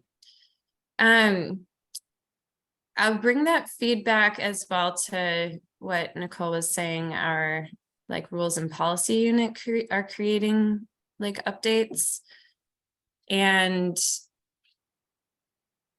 what I think I'm hearing, so I just want to check, is that because there are a lot of rules around how we can collect public comment on rules that are filed and in that like official public comment review period. So are you saying that like providing feedback of information about what we're thinking about changing before filing them and having a webinar then? Or do you mean after filing them and during the open public comment review period? Or before it's finalized, when there's time for feedback, any time during that process. Okay. Yeah, and then it's also checking to see, like, there's some things that it's like, oh, we think this will be fine. And there are other things that's like, oh, people might have questions about this. So as you look at it, just kind of look at it through that lens, because like you've been in so many, you were in a lot of the provider, you were there through that whole process of temporary licensing subcommittee. So you kind of have a feel for what people are going to have questions about. So if you look at it through that lens, then that will help you be able to know, like, hey, maybe we should do a webinar about this one. Okay. Yeah. Are you able to provide a link to the comments that were submitted to previous? I know that used to live on the website because during the 2019 rulemaking, we were able to see comments that had previously been submitted. And so I'm thinking that must live somewhere. Yeah, I mean, this is where I'm gonna really empathize with you. I don't know where that is either. Is that something you can get back to us on? Absolutely. Yeah. I'm I feel currently like making a Nicole's up there list of- thinking, yes, maybe I've seen that somewhere. Well, because I I have seen it somewhere, saw but, what like- you put in the chat, and I can see the link where you can see comments on some of the rules, but it sounds like it probably is only up there for a time limited. Yeah, you mean like an archive? Yeah, so we can follow up. It looks Right. like Erin's reached out to the rules team as well. Oh, okay. Great. Okay. Now I'm actually taking a break. Okay.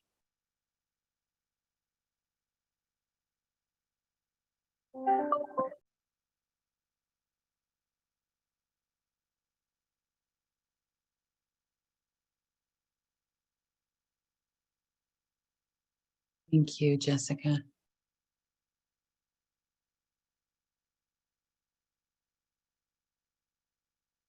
Okay, so it's 11. We're ready to move on. So the next section is about the legislative session. So we've got DCYF Assistant Secretary of Early Learning, Nicole Rose, who's been here on the meeting. Great.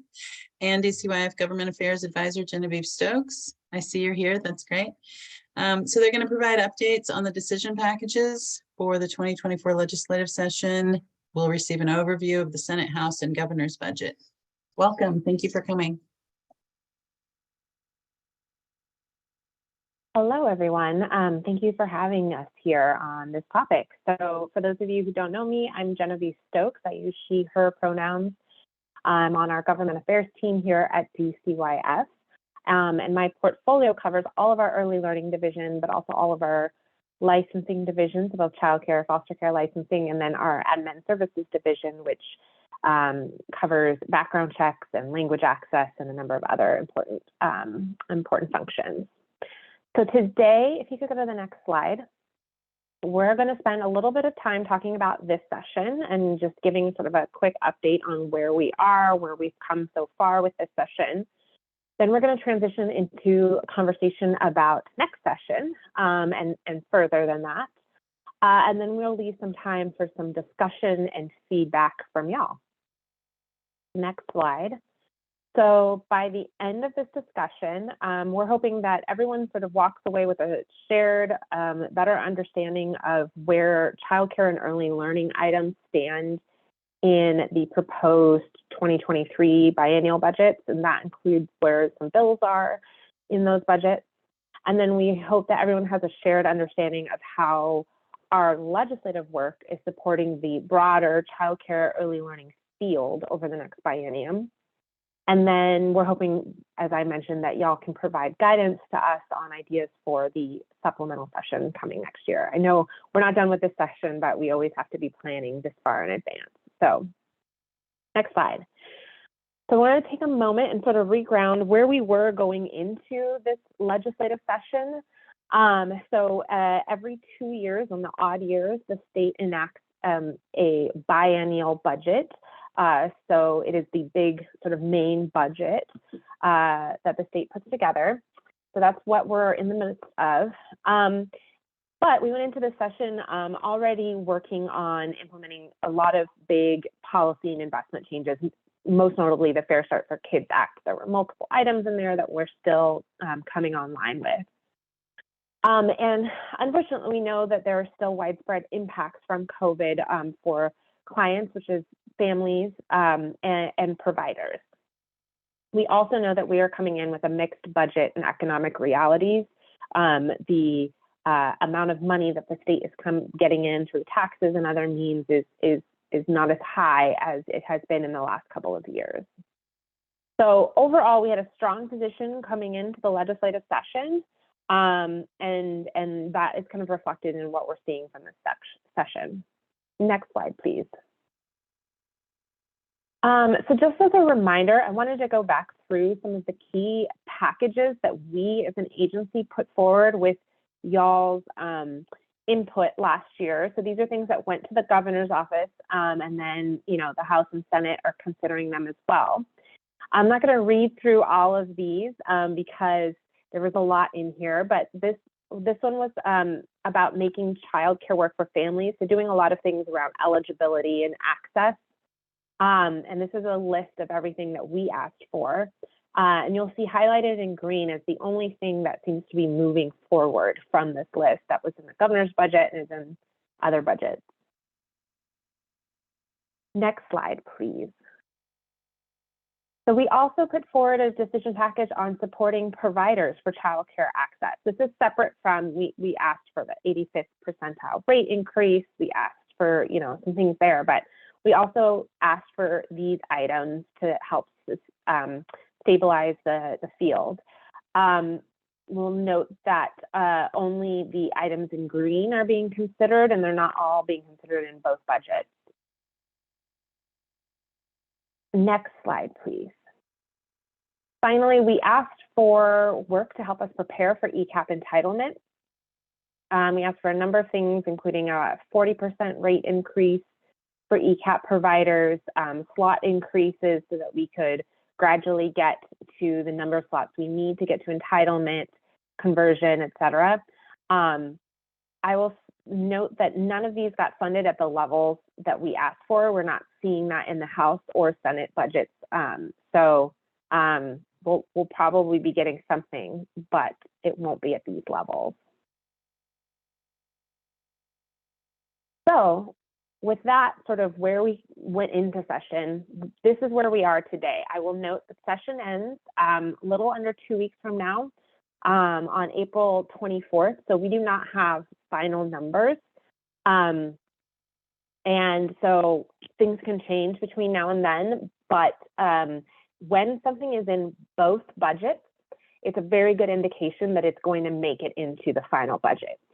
If it is in both budgets, but at different amounts, you will get some sort of compromise on that, but that item will most likely be in both budgets.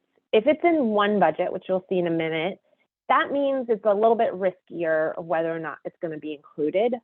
Doesn't mean it will or won't, but just, you know, if you're reading tea leaves, it's a little bit harder to guess.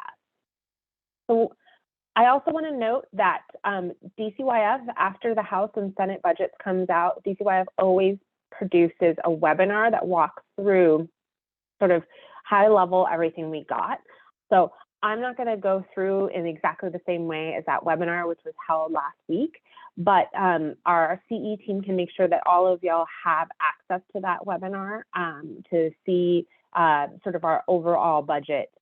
What I did want to go through in just a couple of slides is just a sort of snapshot that compares sort of what we asked for, what the governor funded, and then what the two houses, both the Senate and the House, were contemplating when they released their budgets.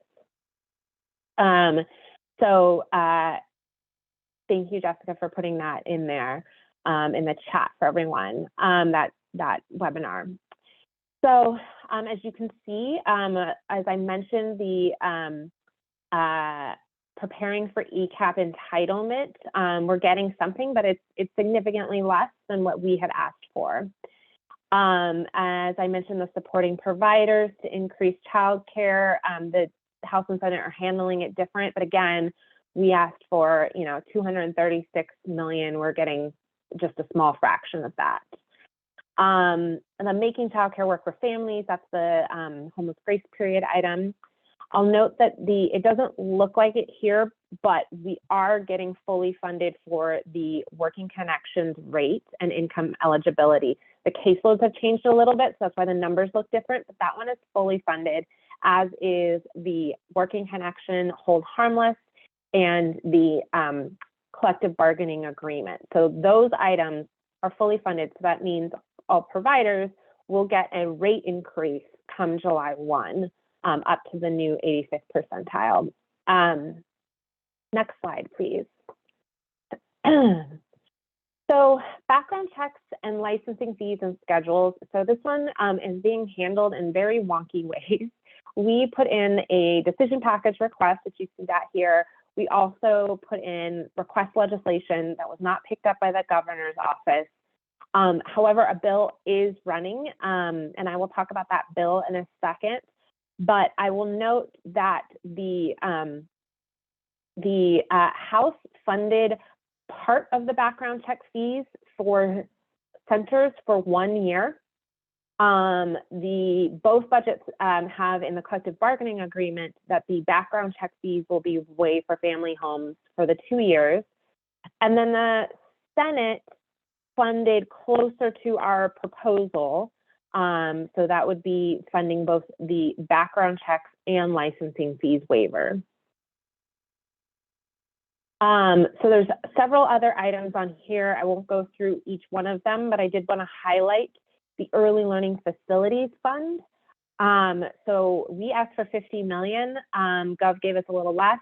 I'll note that the Senate gave less than we asked for, and the House gave more than we asked for. So this is money that goes directly out to providers to help construct or renovate facilities. And so we will have another grant round, TBD on how much money will be in that round.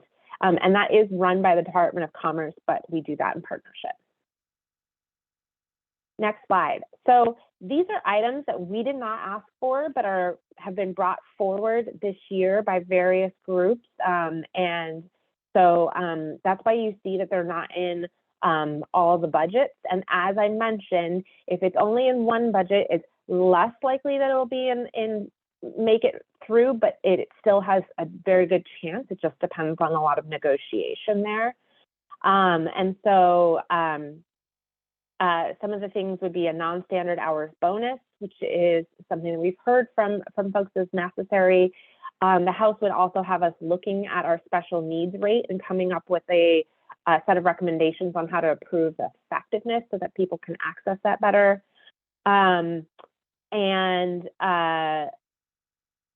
Looking at an early ECAP rate increase. There's also resources to work through CCA in partnership with CCA and others on a childcare access and living wage plan. Next slide. Okay, so early learning bills.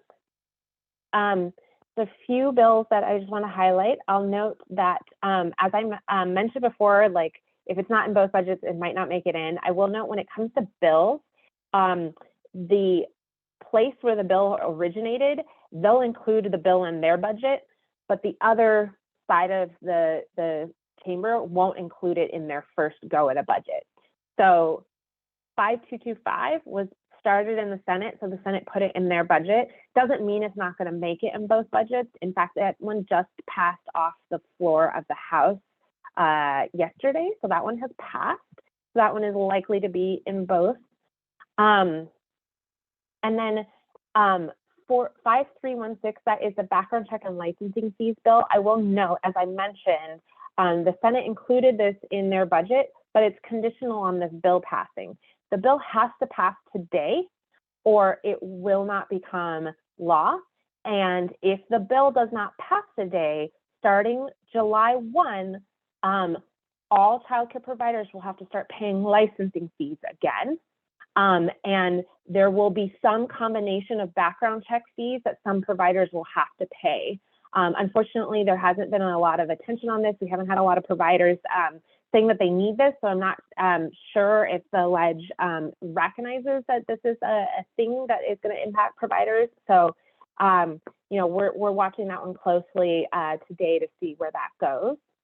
I know it sounds like transitional kindergarten has been brought up already in the conversation today. I'll just note that that bill was funded in the House. It is now in the Senate and has not been voted on today either, so it would have to pass today. And that one also obviously has changed quite a bit.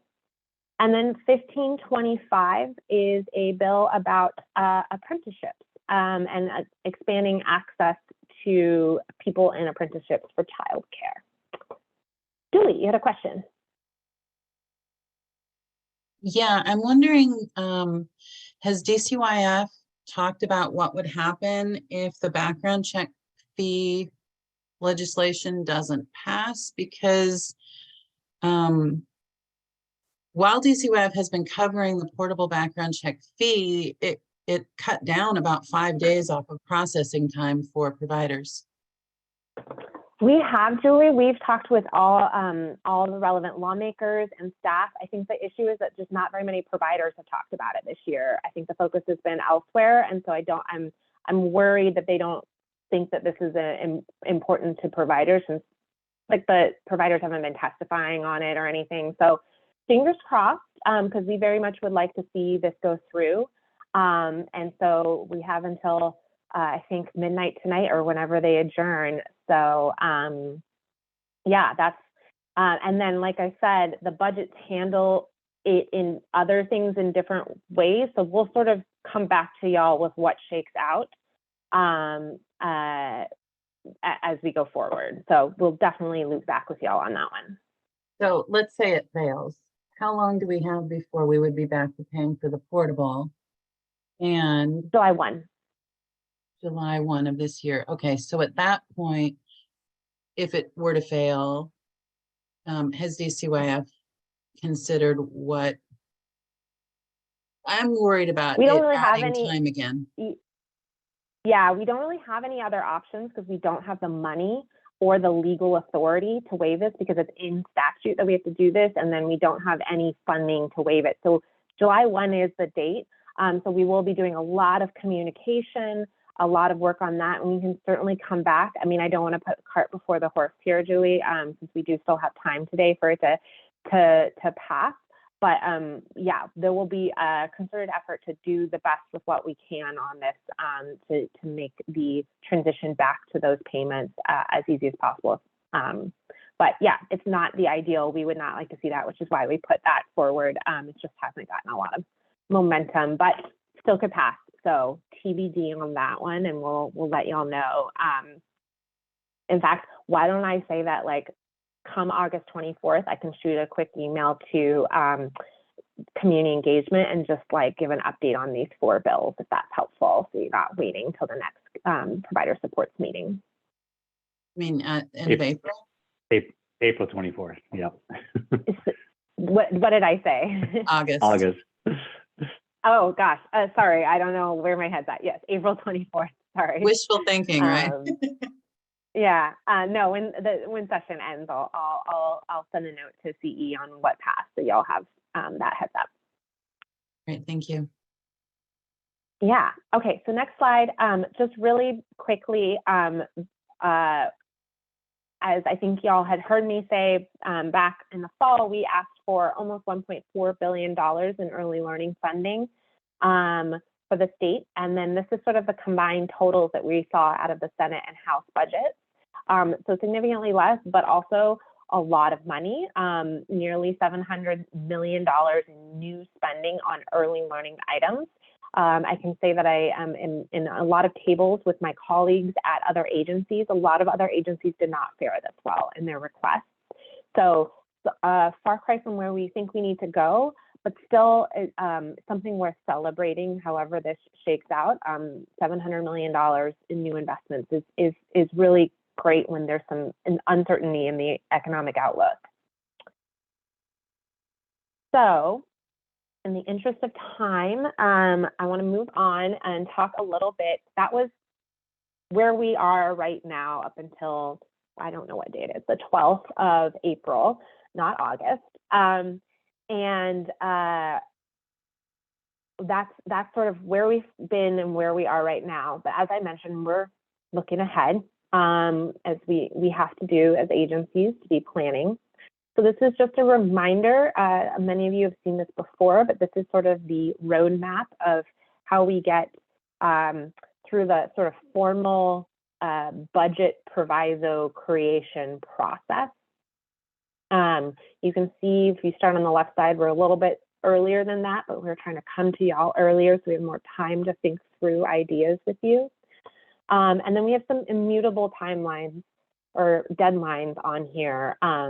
The revenue forecast that you see noted on here a couple of times, that's where the state economists look at the macroeconomic factors in the world, in the country, in our state, and they do really sophisticated guessing on how much money the state is going to be bringing in and have to spend in the coming years. And those revenue forecasts influence what we are told by the governor's office we can ask for, and then they influence what the governor decides, how much money they decide to ask for, and then what the legislature decides. We have to submit all of our requests in September, which I know we're talking about something that gets voted on next March 2024, but our requests are due in September. So that's why we back up doing this work together. So I have one more slide to sort of transition, and then I'm going to hand it over to Nicole. So as I showed you sort of at the beginning, what we were looking at going into this session, this is what we're looking at going into the 2024 session. As I mentioned, it's a supplemental budget year, which means we can't ask for another $1 billion. We can't ask for big new programs. It's meant to be corrections to existing things, changes where like things are costing more than we thought they were going to cost, and various tweaks.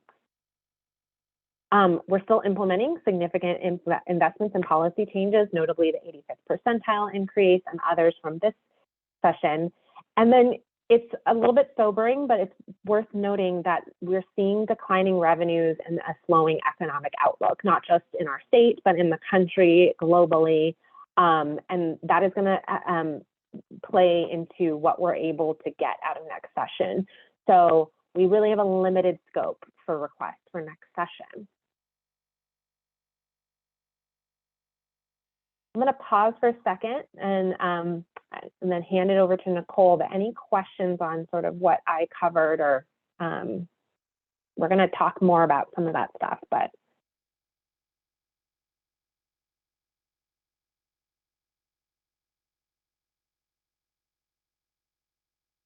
I know I went through a lot. If folks do have questions or they're mulling things over about what occurred this session, feel free to send me an email or a note afterwards, and we can follow up, and I will commit to making sure that y'all are kept abreast of what is coming out of this session. So with that, I'm going to hand it to Nicole to start talking about the future. Thanks, Genevieve. As you can see, lots of work happening, and it's sometimes seems like session never ends. Right as one is ending, we are planning for and preparing for the next session, and in fact, often thinking a couple of sessions ahead. One of the things that I wanted to note that I put in the chat are the links to the one-pagers around sort of the big buckets that we put in decision packages for last session, which included making childcare work for families, supporting providers to increase access to care, and ECAP entitlement. And if you recall, in the supporting providers for childcare access, there were complex needs funds and equity grants requests. And so some of those, like we talked about earlier today, the need to have more dollars for theirs. There are funds in both budgets for both of those items. And so we're excited to see where we land in order to being able to support more providers, in particular with complex needs and equity grants. So as we think about our work moving forward, we want to think about using some of those same frames and how we really are supporting access, affordability, and quality to our early care and education programs, whether it is licensed childcare or state-funded pre-K. We have a lot of things that we are continuing to implement. You heard today about equity grants and the work that has come out from the Fair Start for Kids Act. And there are lots of things still coming online from that. Most notably recently is our dual language designation and some of the trauma-informed care supports. Out of this session, we should be moving to the 85th percentile, ideally, of the 2021 market rate survey. And so that's something we'll be focused on. We continue to look at ECAP entitlement to reach that goal by 2026-27. And then a big piece of work that we'll be coming back and talking with this group about and with the compensation design team out of Child Care Aware is our cost of quality care rate model setting. And that's really that movement from that market rate survey to looking at the cost study that was done and looking at how we get to that true cost of high quality care. So I'm going to go into the next buckets here because I want to give you all some time to connect and give us some feedback. We got great feedback from this group and many others during the last decision package process that really helped shape and inform those. And so I want to make sure we get that again. As we think about making childcare work for families, there are some two pretty big things that we're looking at that were part of our request last session that we want to think about how we can move forward in the supplemental session as well. And infant toddler access, you're going to see show up both in making childcare work for families and supporting providers for childcare access, because we know that investing there is really important, and we need to look at those infant and toddler rates in particular, as well as think about some contracted slots and some other pieces. Yes, Julie. Yeah, I was wondering, and maybe this is the Genevieve section, I know, but is there any action that a person could take if they were interested in any of the legislation that she listed and maybe they just didn't have the time to testify, or, you know? Yeah, this is Genevieve. So I definitely can't advise you on how to advocate, 'cause I'm not allowed to, but in general, what you would do if there was a bill that you're interested in is you would talk to your lawmaker about that and say that it's really important to you that it passes. I think if the bill is in, if it's passed out of all of its committees and it's waiting to get voted off the floor, I'd also look to if you have access to a contracted lobbyist who can help communicate about that bill to lawmakers.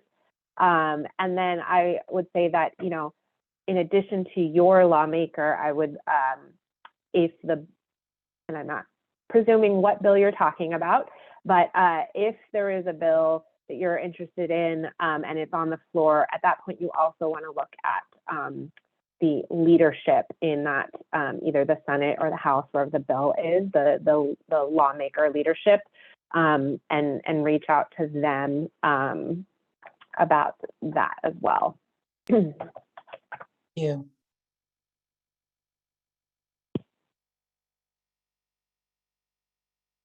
Thanks, Genevieve. Yeah. So I'm going to pivot back to some of the things we're thinking about as far as making childcare work for families. One of the things that had come up from this group and some others was how we're thinking about extending eligibility for our children who are receiving both state-funded pre-K and Head Start, as well as Working Connections childcare, and then thinking about how for our families who adopt, we can extend eligibility for Working Connections for at least another 12 months. And so this is really trying to streamline some of our eligibility processes and make sure that kids and families are getting access to all of the care that they need. The other thing that we really looked at from an equity lens as well is how can we move forward with excluding child support, Social Security, and supplemental security payments as countable income for both Working Connections childcare and ECAP, so that we're really being mindful of what we're counting as income. Really, ideally, we want to make sure as many children and families are eligible as possible for high quality care and state-funded pre-K. So if we move on to the provider side on the next slide, we know that once kids and families have access to care, that you all are providing great care for them, and we want to make sure that you're supported in having the resources you need to provide that care. And that would include looking at things like an increase in the infant rate enhancement. And this came out of some work that had recently happened, probably a year or two ago now, around what that infant rate enhancement might look like. Aligning our overpayment collection with federal requirements. And this is something we've heard a lot of feedback about over the years. And what we're really looking at here is if for some reason there was a department error in potentially an authorization or something like that, that we wouldn't be asking providers to pay back for administrative errors. So I want to more closely align our overpayments with the federal requirements. And then we've had the opportunity to have funding for technical assistance for providers to access our grants and resources, and we would like to continue that, as well as thinking about some of the shared services work around business supports and some of those other pieces to support providers. That is funded with preschool development grant money now, and we want to think about how we can have that sustainable moving forward. On the last slide, I just want to highlight a couple of things that we're continuing to think about as we prepare for ECAP entitlement. As Genevieve talked about on the ECAP piece, that we are likely to see a rate increase for our school day slots in particular. And we know that for providers that we need a bit more. And so we may go back and ask for some additional rate increases to make sure that they are able to offer that full school day of state-funded pre-K. One of the other things that we know for our pre-K providers is that they need some of the capacity and infrastructure in order to meet the performance standards as it relates to curriculum, teaching strategies bold, which again are required in performance standards, that they're using an evidence-based curriculum, that they're doing that whole child assessment. We also want to think about our school district pathways and the staffing at the state office that we need to support entitlement moving forward.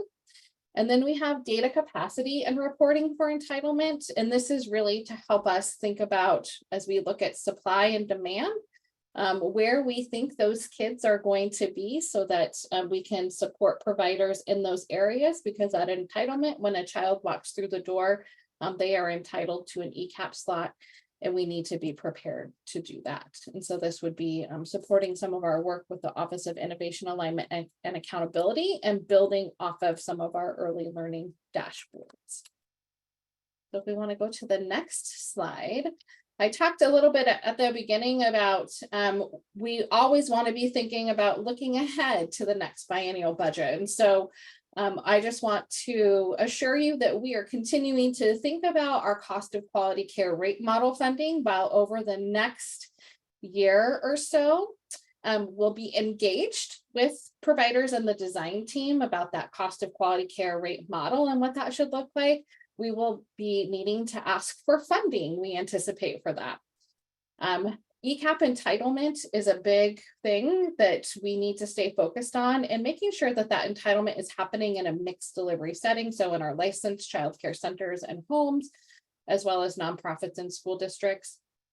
As we think about being able to reach and get more resources out there, expanding subsidy eligibility to higher income brackets beyond our 60% SMI, 75% SMI becomes important, and we want to continue to think about how we look at that. And I think about sort of the dreams that we had with Build Back Better, where we were really thinking about how we're getting to a universal childcare system. And then we'll continue some work around eligibility alignment, in particular as we're looking at state-funded pre-K and Working Connections childcare eligibility. So on the next slide, I am going to tell you a little bit about this activity, and then I see some questions in the chat that I'll turn to in just a moment here. But what we're really hoping to do is get some initial feedback on our 2024 funding ideas. And so this first activity is a poll, and it's a Survey Monkey. And what we would like to have happen as you look at the poll of the items that we requested in the 2023 biennial budget that didn't make it into any budgets, which two would you like to see us put forward again in 2024? And it looks like Jessica has dropped that link into the chat. And so I'll give you a moment to click on that link and go in and vote on what are the top two you would like to see us put forward again in 2024. And I'm going to pause here and take a look at the chat.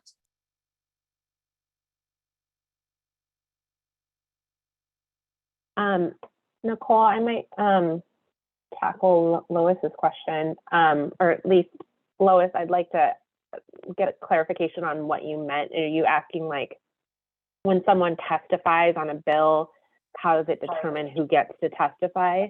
Or could you clarify a little? No, Genevieve, you're spot on, because I know that there's always, there are times when the department will say, well, we can't really advocate for X, Y, Z. But then when I saw, you know, how is it determined when the divisions are brought in to testify? Is that done by the governor, by the bill sponsor? Because I know that there are times when we hear, oh, we can't really say anything, but you can advocate. But yet we have both division leaders testifying on behalf or against the bill. So I'm just kind of curious as to how that's determined.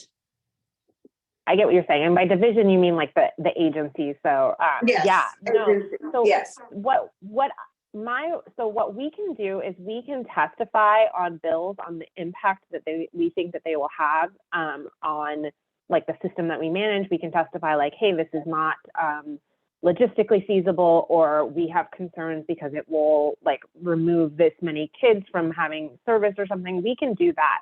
What we cannot do is ask you to go testify on a bill. So if there was a bill, like I remember my favorite bill in recent years was around making the tardigrade the state invertebrate. It was a great bill. Some kids from a school had put that one forward. I could not say to you, hey, everybody, this is a great bill. You need to go testify on it. And here's how to go testify. Here's what you should say. As a state agency, I can't say that. I can provide you information with how to testify sort of in general, but I have to be really careful and not be like helping you lobby because we have like rules, laws against that, like that all agencies have. So that's what I meant when I was like saying, I can't tell you how to testify or how to advocate, but we do have the authority and the ability to testify on individual bills. And that's a decision that gets made in a variety of ways. Sometimes it's made just by the agency. Sometimes it is made in concert with the governor's office. Sometimes it's made in concert with a governor and the chairs of the committee. So it really depends on the bill, the topic. So that's what I meant before when I was trying to provide useful information on Julie's question without stepping over ethics lines. Okay, thank you very much for that, Genevieve. Appreciate it. Yeah, absolutely. And then my other ask is for the survey, Nicole, since you know, I know a number of providers are actually out and some are out for this week because of Easter or other holidays. Is it possible for something like this to be included in that from the communications group, or for CE to send out broadly to all providers so you guys have some real input? I would say that what we can do is make sure that all the members of provider support get this poll, so we can leave this open. What I want to be cautious of, Lois, is that we just gave y'all a bunch of caveats. Like we walked through what we're looking at for next session, et cetera, on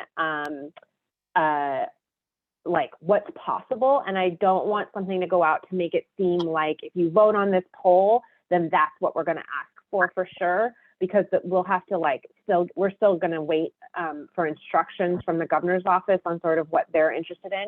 So I hate sending things out without the body of context around it. But I do want to make sure that members of this group who weren't able to attend and who are going to get the presentation, et cetera, do have an opportunity. So we can leave the survey open for a little bit so that the members of provider support all get a chance. And then later on, Nicole will talk about what other groups are going to, so that we can get some like broad input from providers and stakeholders. Okay, so I'm assuming then the CE team will send out this part of the, will also send out this part of the meeting today so that folks do have that context, because, you know, you guys have been. Yeah. Sorry, Lois. Yeah, go ahead. Having, sorry about that, that was my phone, have answered a bunch of questions that may not be on there. So I'm just thinking of just the best way to get feedback. That's all. Absolutely. Yeah, we'll send this deck out, and then I think CE sends out the recording. Okay, thank you. And the other thing I would offer is when we talk about next steps at the end, like I think Kathy brought up yesterday at ELAC, you know, having conversations with the Child Care Center Association. If there is a group that you think is missing from who we are thinking about with outreach, if you can, you know, go ahead and flag that for us, and we'll see what we can do to fit those in. And Nicole, I see a couple questions in the chat, but I'm wondering if we want to go to the next activity and answer those at the end, so we have time for everybody's feedback on the stuff. Happy to do that. So this is, I think, the fun part where we get to hear from you, either what you're excited about, and also where we get to hear from you what you think maybe we shouldn't move forward from, or what are the things that you haven't heard today that you feel like we should be considering for 2024? Remembering it's a supplemental session and some of the things we're looking forward to out in the future, but we would love to hear from you if there are things you didn't hear today that you want to be considered for 2024. So you're going to get the opportunity to be broken up into groups of 5 to 7. There is a link to the Jamboard that has been dropped in the chat. When you get to the Jamboards, I believe all of the ideas are listed as sticky notes on that Jamboard. And if you can take just about probably 7 or so minutes with your small groups to discuss and note your ideas with a sticky note on the Jamboard. DCYF staff will be back here, but if you need one of us to come in and connect with you and talk about what some of those things mean, you know, feel free to reach out and we'll pop in and support you in that conversation.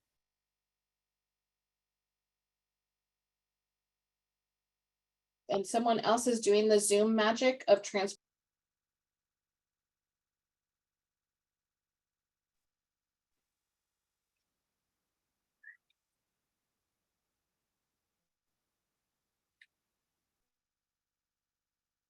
We had a question come out of our group from Sandra.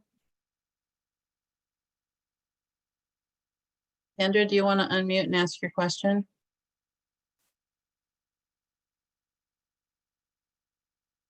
Sorry about that. I have to find that. Nicole, we had a question about the cost study that the task force put together. And we were wondering if DCYF was planning on waiting until the next biennial to put forth a bill, or are you looking at the supplemental to maybe start working on some of their recommendations? Yeah, thanks, Sandra. That's a great question. And so we'll be engaged over this next year or so with the design team, the compensation design team from Child Care Aware of Washington. We brought that to provider supports and to ELAC. So we'll be engaged with them around taking that cost study and then determining how we take that and turn it into a proposed rate model that we would then submit to the legislature for the 25-27 session. And so throughout the next year or so, we'll be having conversations with that design team, bringing information and getting feedback at ELAC and provider supports as well. Because that is likely to be a big ask, we won't have that ask until the 25 session, but there's a lot of work that will be happening between now and then.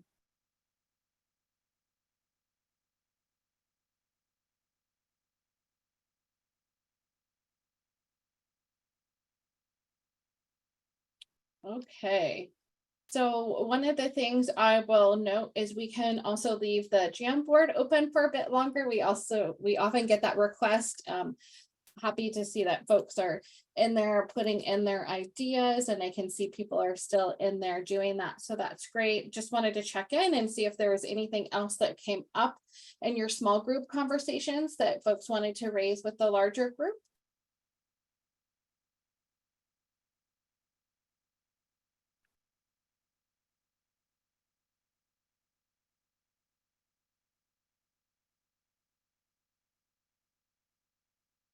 I had brought up for the infant and toddler funds.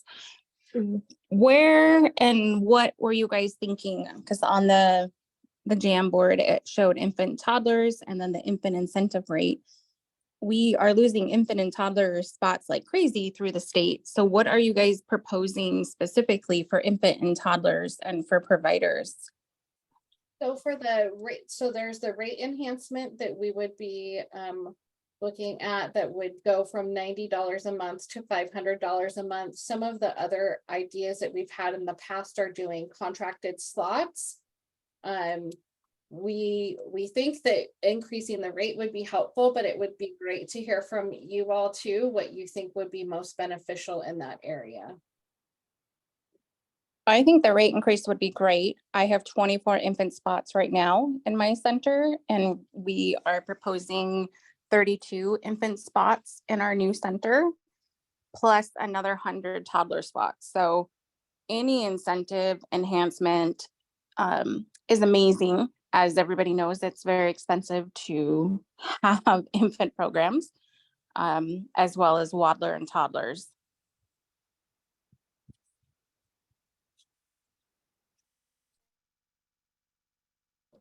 All right, thanks, Katie. As you're bringing that up, I think that's where the cost of quality care rate conversations become really important as well. What do we need to be proposing and putting forward beyond what we're thinking about in supplemental session as we think about that infant and toddler rate?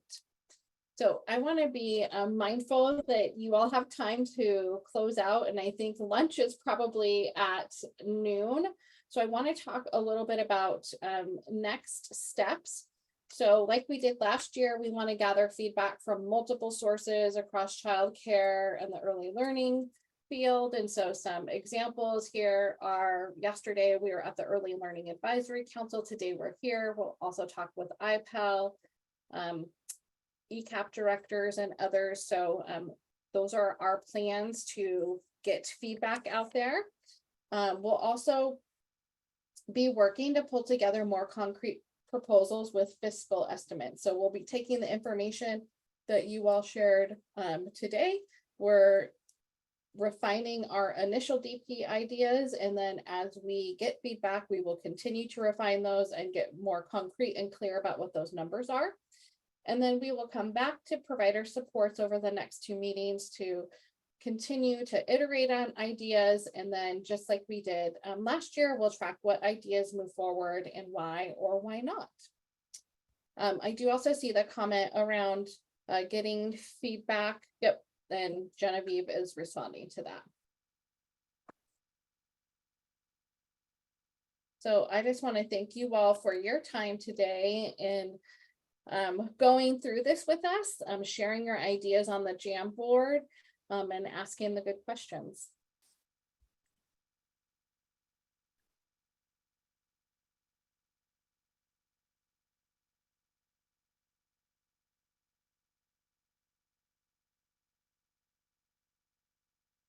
Okay, everybody, the Survey Monkey is up for this section of the day. If you could take a minute to fill out the Survey Monkey.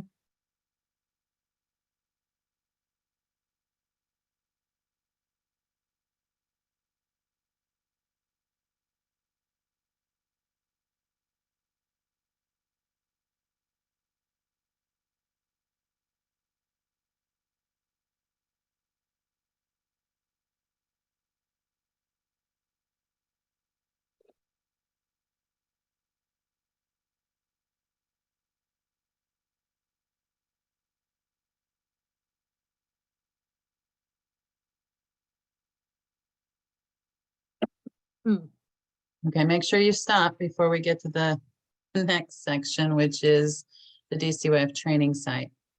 That will be the topic after lunch. And then, of course, we'll also be doing the a section on licensing investigations with CPS in attendance as well. So come back after lunch. Any other questions for Nicole or Genevieve?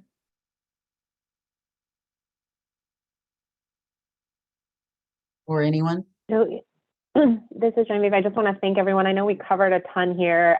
And so if folks are needing to process, please do not hesitate to reach out to CE and they can get to us if you have questions. And that's part of why we're coming multiple times. So we're not just one and done on this topic with y'all. So thank you for giving us this space today. Yeah, we appreciate that you're coming. I noticed provider supports isn't listed in the group that you go to for feedback, but you're here, so we're glad for that. That's because this is the other groups. So the presentation yesterday didn't have ELAC. I was like trying to be clever and just have here are the other groups, but yes. Gotcha. Or WCCA, the Center Association. Yep, and we did get some feedback yesterday about that, and so we will be reaching out and connecting to make that happen. Fantastic.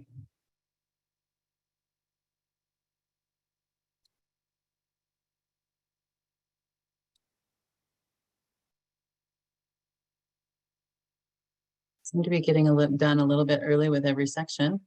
Looks like we're done. If providers have anything that they want to chat about, Eric's going to move providers into, or sorry, somebody with CE is going to move providers into a breakout room, and you can come and go get lunch, come back and chat if you'd like. And then of course, we'll all be back. We'll all be back at 12:45 for the next section.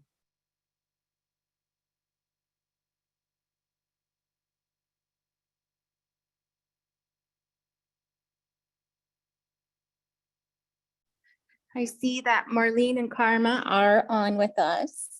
So welcome. We are going to hear from Marlene White and Karma Hugo, and they are going to give us the updates on the new training website. We've been talking with them the last couple of meetings, and so I'm excited to hear what you guys have today in store for us. Great. Well, thank you so much for having us.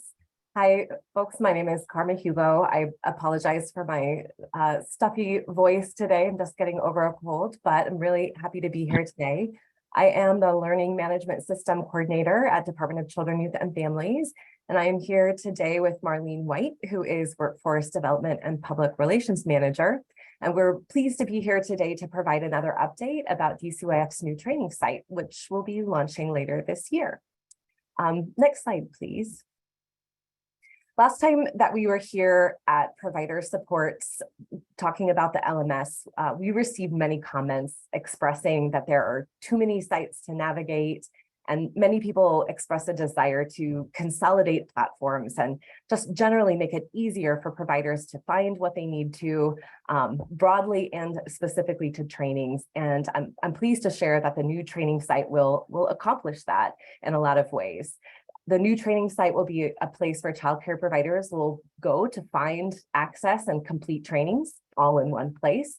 It will also be a place for trainers, training organizations to manage, record, and create events in the new site, also eliminating use of multiple platforms for them. And it will also be where training applicants, folks who are interested in becoming state-approved trainers will go to apply, and that is also streamlining the process. Next slide, please. So we're still in the very early stages of development with the new training site. Currently, the new site is undergoing a design review with DCYF and Washington State IT to ensure that it meets standards for data security. And once this review is complete, we can begin to develop the necessary interface between the new training site and Merit so that trainings taken in the new training site can be reported in Merit. Both of these processes will need to be completed before we really can have a full picture of the timeline and offer more details about go live dates. But our current projection about going live is sometime this summer. And once we're able to go live with the site, we'll be focusing first on supporting trainers and training organizations to create events in the new site. And then we'll begin providing resources and technical assistance to prepare and support providers and beginning to use the new training site.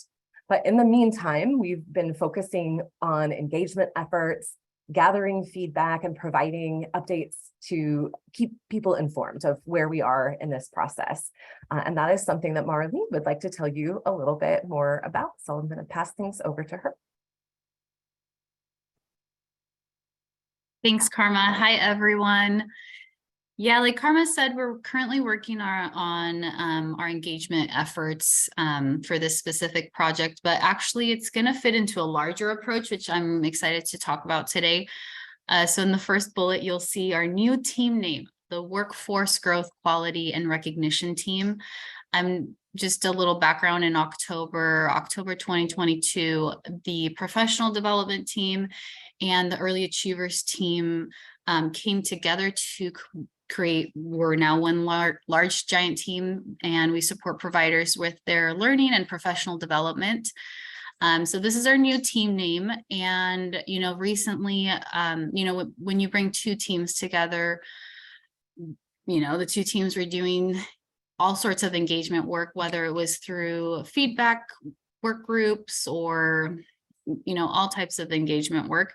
So just recently, our team came together and we've come up with a larger approach to our engagement efforts. And it's going to be a 3-tiered approach that encompasses, well, I'll go deeper into that in the next slide. But basically, I'm going to talk about our larger approach where this DCYF's new training site engagement efforts will fit into, and then also some of the feedback sessions that we plan to do with childcare providers through user-centered research and testing. But yeah, go on the next slide so I can actually dive deeper into it. So just recently, I believe it was last month in March, our team holds a regular webinar series where we provide information on the work that's happening. And we provided an update on our team's engagement approach, which is going to be what we're looking at here is 3-tiered approach: online, in-person outreach, and a feedback committee of some sort. So I'm excited because, our Early Achievers team was doing a lot of work group engagement. And then our PD team holds this webinar series. So we're taking both of the approaches and doing it in this larger 3-tiered approach. And as we continue to go back in person, we have already attended several conferences where our team has provided information about DCYF's new training site and shared some flyers on the site. One of them was at the Washington State Indian Education Association conference that just happened this month in April. And in February, we were at the Focus on Children conference in Bellingham. And there's also one coming up. So we're working on this larger approach for our team, and actually everything we do for our team to just make it out put it out in the world so everyone's aware of our efforts. And DCYF's new training site is definitely part of those efforts. If you want to learn more about our approach, we will be uploading the webinar recordings soon. This just happened last month, so we're still working on uploading them. But yeah, I can dive deeper into these 3 if you want me to, but they're pretty self-explanatory. We're going to have an online presence. We heard a lot of feedback from our audiences that they would still like to be in contact with our staff online, virtually through webinars. Obviously, we can have a lot more reach that way. But we did hear from some providers, they'd like in-person outreach as well. So we're going to be doing that as well. And then feedback committees, we definitely, I mean, like, we're in a committee right now. They're obviously important. They provide a space for people to provide feedback and discussions and move the work forward. So this will be exciting. It'll be project-based and flexible depending on different projects. For instance, like DCYF's new training site, if we were to bring a committee together to focus on DCYF's new training site and feedback for it, this would fall under that. But yeah, actually, no, we don't, I'm not going to the next slide yet. Like I said, like, we're continuing to work on our communications and engagement plans specific to this project. And I actually just wanted to bring this up again. I mean, I've brought this up a couple of times, both at ELAC and provider supports. Just receiving additional feedback that will go to this engagement and communications plan. And we have some really great feedback already, but I just thought this would be a great opportunity to bring this back and seek additional feedback. And so you can see some of the feedback that we've already received. So I'm going to put in the chat a link to our Jamboard. And this is, like I said, this is just a way to gather feedback that's going to go to the larger communications and engagement planning. So you'll see here, well, the first question was for a specific activity that we had folks do, but if you go to, wait, can I share my screen? No, I cannot. Well, oh, wait, yes, I can. I'm just going to show you really quickly. So right here, if you go through the next page, these are some of the questions that we asked that will feed into this communications and engagement plan for the training site. So who should we be talking to? Are there organizations we need to connect to? Name some key players. We've had some great feedback here. Washington Communities for Children, connect with libraries that offer merit trainings, WIAC, local community colleges. So as we continue to build this, I mean, we're at a perfect time because, you know, this training site is going to become available sometime this year.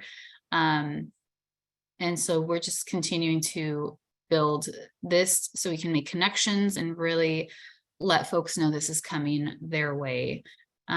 So I did share the link in the chat. And like I said, it's open to leave feedback, any additional comments. We've brought this up before, and these comments are actually from both ELAC and provider supports. But like I said, I just want to bring this back up in case there's something or someone or something you want to mention on here. And if you would like to leave a comment, you navigate here to the sticky note, you add your comment, and then you save.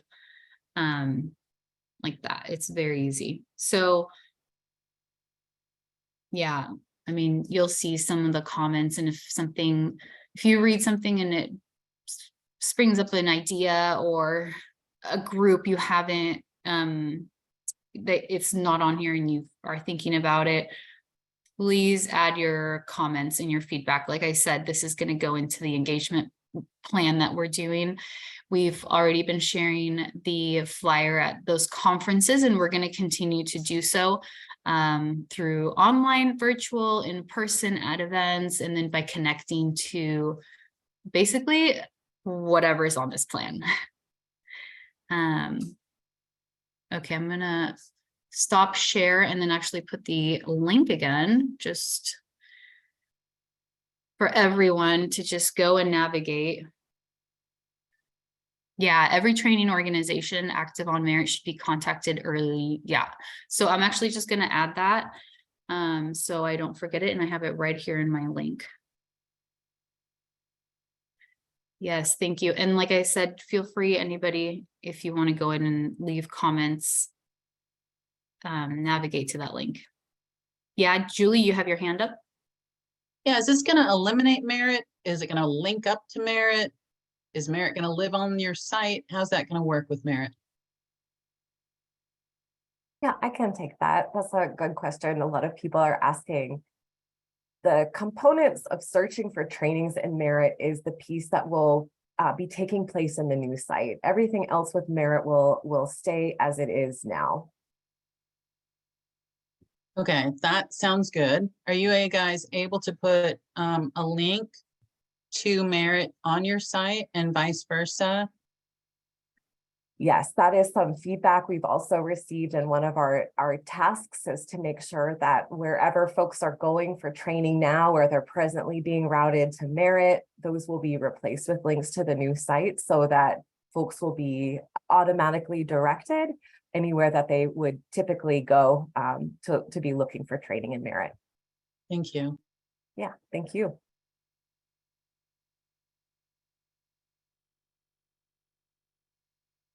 All right, and yeah, if you guys want to bring up the PowerPoint again. Oh yeah, thank you. You can go to the next slide.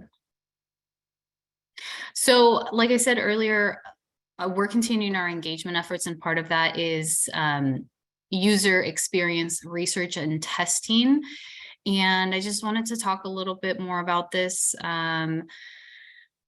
We've done some user experience testing with our trainers and training organizations, and they were very insightful. They had a lot of great feedback, a lot of things we need to take in consideration to help folks transition to the new site, to help them transition successfully and to feel comfortable doing so, because it is a brand new site, but something that well, if you're curious to learn the results from the trainers, I do have all that info. It was really insightful. You know, the website itself is really easy to use and navigate. It's because it's new, that's really where our comments came in, and we're going to need to really support users using a new site. The data shows that the site is fairly easy to navigate and use. Let me see. I'm reading a comment from D. The training search in merit is difficult because your search has to be so specific. How will the new search? Yeah, how will the new search be broader as to topic or level of training? That's a great question. But yeah, Karma, do you want to talk to that? Yeah, sure. It is a great question. That is one of the features we're excited about in the new site. The new training site will allow for trainers to provide keywords so that folks can search by those keywords, search by age group of child or children served, by levels, I believe introductory, intermediate, and advanced. And those are those that come immediately to mind. There may be some additional search opportunities. Yeah, you know, I help conduct these testing with the trainers, and something I learned was a lot of trainers were really excited to see some of those components from merit be in one site, where right now, you know, trainers and childcare providers have to go to multiple sites to do one thing for training. Like they'd have to go to merit to search for trainings, but then to complete them, they have to go elsewhere. The new site will actually be eliminating that, and basically anything training related will be within one site. So that was really awesome to hear. You know, as the conductor, I'm not familiar with the training sites or how people navigate merit to take training. So just to hear that was great, that they were excited to see the streamlining of these processes within one site in a much easier site to navigate. So that was, like I said, we do have all of those testing results if you're curious to see them. I mean, if you're curious, we could definitely do like a whole presentation on it. But I just wanted to show you this because, you know, this is really what testing looks like. It's really individualized. It's really one-on-one. We're going to be conducting them virtual, and we're going to hear from Spanish, English, and Somali speaking childcare providers next. We're right now, you know, been communicating that we're going to be doing this next phase with childcare providers, but we haven't been very clear on when. Right now it's sometime soon, and that's because we're really waiting for the site to be translated in these 3 target languages so we can have good results. You know, that was something that was apparent during the first testing session. The site currently is only available in English. And, you know, when we were sitting down with Spanish speakers, when you speak Spanish and you're navigating an English site, it can be, I mean, that's like, you know, to get good results for testing, you do want to provide the site or whatever it is, the product, in that person's language so they can easily navigate it. So that was one of the big things that was very apparent from the research, is that language is a barrier, and to eliminate that barrier and get good results, we do want the site to be available in the 3 target languages so we can sit down with our Spanish-speaking communities and our Somali-speaking communities and easily just work on the site in their language. The sessions, you know, we learned from the first one that 1 hour is not going to cut it. It does take a while. It is a brand new site. So what they're used to doing in Merit or the current DCYF training site, I mean, it looks completely different. It's a new site. So they do have to get used to it. So sessions are a little longer than expected, but we're hoping to do 75-minute to 2-hour sessions. We're also hoping to be able to compensate childcare providers for their time, and we're looking to see how we can do that as well. But all of that to say is that is coming sometime this year. We will be sitting with childcare providers in the multiple languages to really hear their feedback, and it's also going to feed into the already great feedback we have from trainers. So we're just going to continue to build our plan to, you know, communicate that this is coming, but then also to create these resources and supports to help them transition, and then work with a vendor to, you know, to work on the site itself. Yeah. Does anyone have any questions on this? Oh, and the other thing I did want to mention is we have been communicating that this is coming, and if anyone's interested in getting involved, they can email me, and I actually have a whole spreadsheet of people I'm keeping. I'm adding to it. If people are interested, I'm just adding their email address, and when we're ready, we're going to be sending broader communications and including all of those who have expressed interest. So if that's something that interests you, or providers that you may know, we definitely love to add them to that list. And Julie, I see you put something in the chat. Okay, great. Yeah, if you could put your email addresses, I'll save them, and then I'm also adding mine on there too. And then maybe Erin can follow up as well with our email addresses, or vice versa, to, you know, get in contact with each other. Okay, yeah, cool, thank you. And I think, well, if you have any questions, let me know. I don't know if Julie, you had a question. There's a period in the chat box. Sorry, that was a mistake. Okay, just wanted to check. Okay, yeah, we can move to the next slide if you want. Okay, this is Karma. Yeah, thank you, Marlene. So we have a web page dedicated to the new training site. I'll drop a link in the chat here so that you can check that out if you would like. One of the things we'd like to point out on this web page is there on the right-hand side down at the bottom, there's a section where we have been posting monthly updates about the new training site, including a project summary, accomplishments to date, and what's coming up for us. So I would certainly encourage you to go there, check that out if you're just wanting to see what's been up and or curious about what's coming next. Next slide, please. here is our contact information, and I'll go ahead and drop that in the chat as well. Both Marlene and I welcome any questions or comments that you may have, so feel free to contact us directly. Putting that in the chat now, and that's it for our presentation, but we certainly have time for some additional questions if there are any.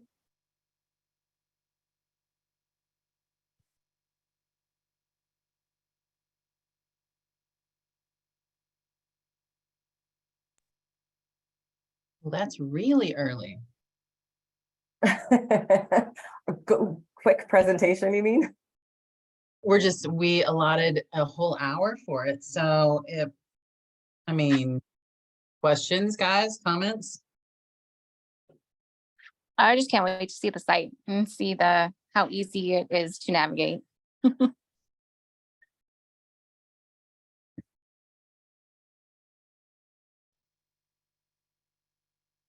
That's something that we can hold for the future to come back and provide a demonstration to this group. We would be happy to do that. I can't anticipate at this point when we would be able to do that, but as soon as we have a better sense of the timeline, we can reach out to Aaron or Eric and let them know and see if we can get that on your agenda.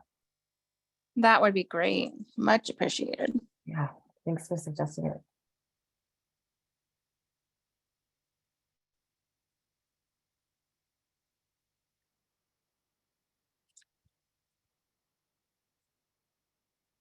All right, Erin, what do you want to do? I mean, I don't think our presenters are all here for the next segment. Travis is here. Thank you to Marlene, and thank you to Karma for coming. And yes, we look forward to future collaboration. Oh, the feedback thing, the survey.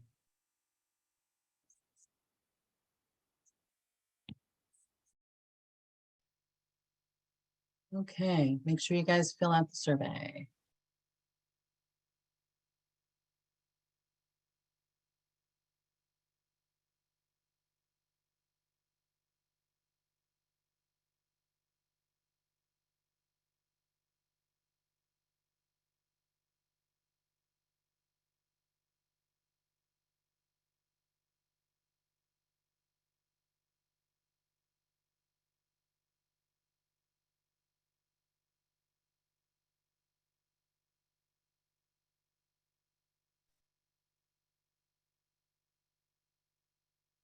Is Erin talking?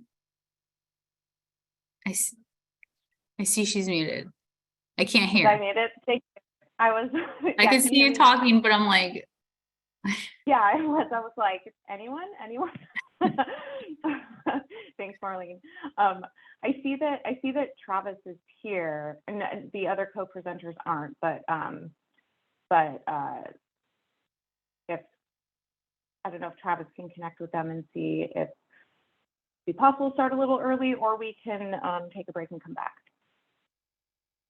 Let me send them a message and see what I can do, Erin. Travis, I'll call Melissa right now and see if she can jump on right now since we're ahead of schedule. Oh, perfect. Thanks, Ruben. Yep. Thanks, Ruben.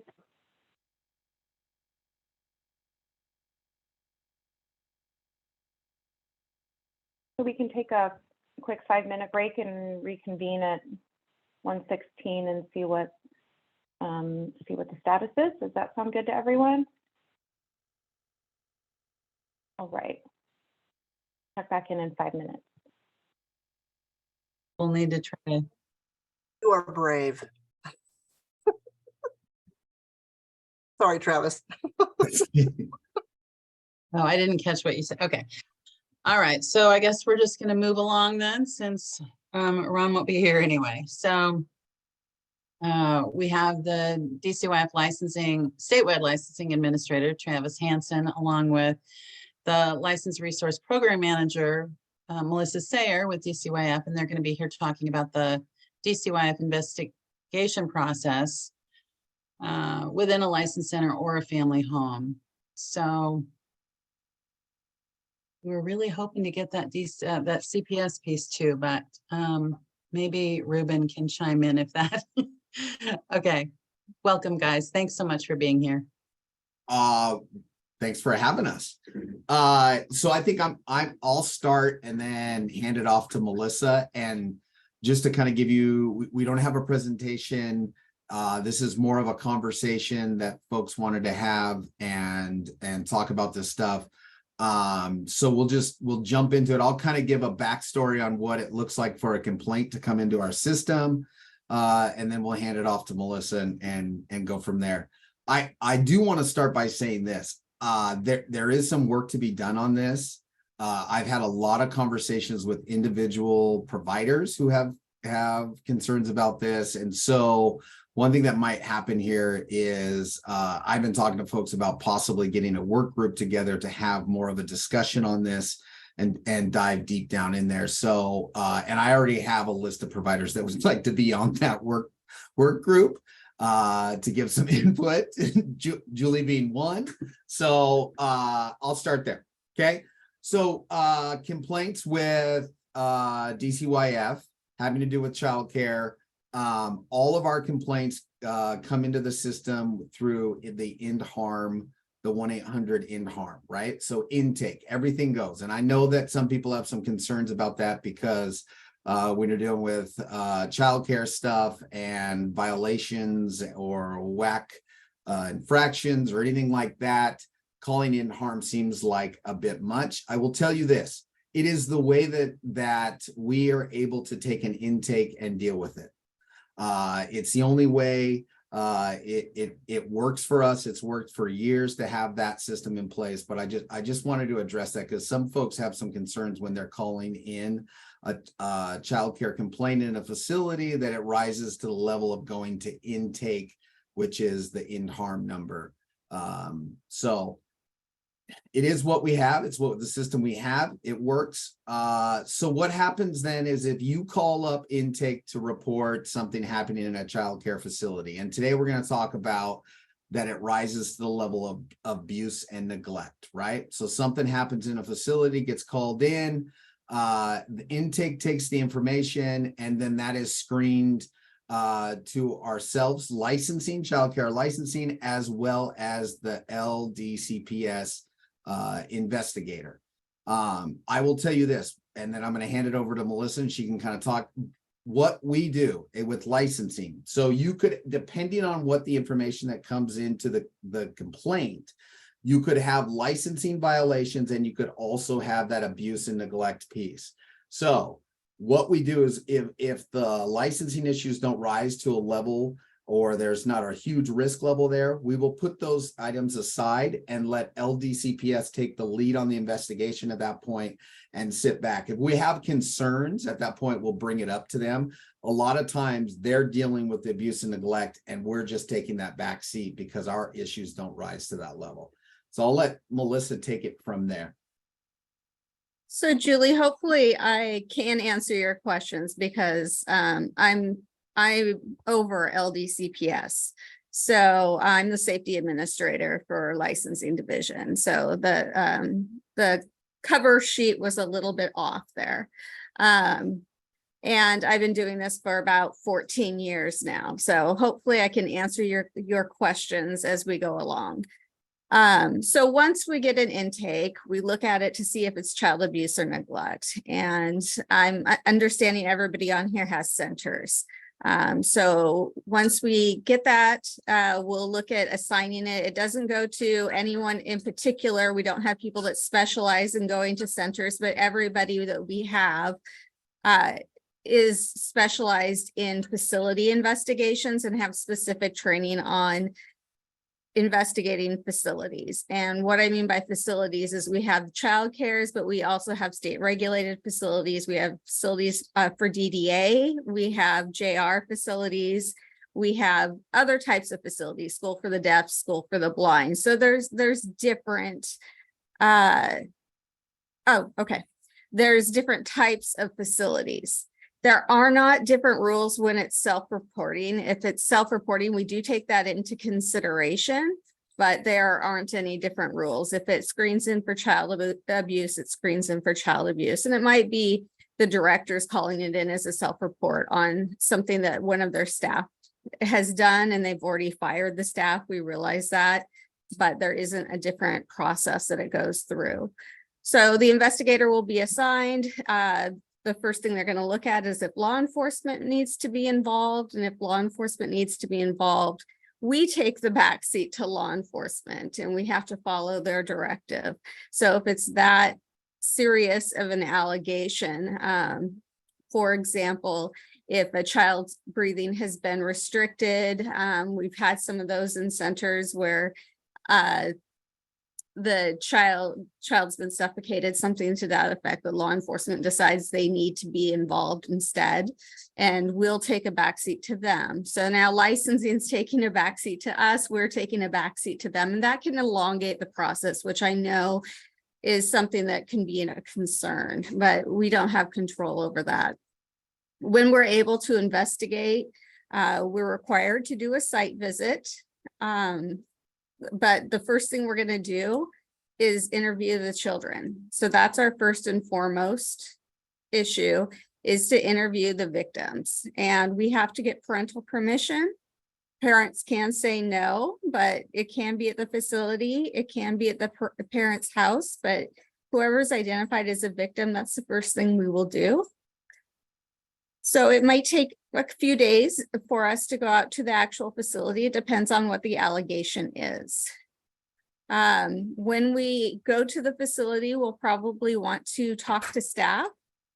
One of the questions I often get is, can a director sit in on those interviews?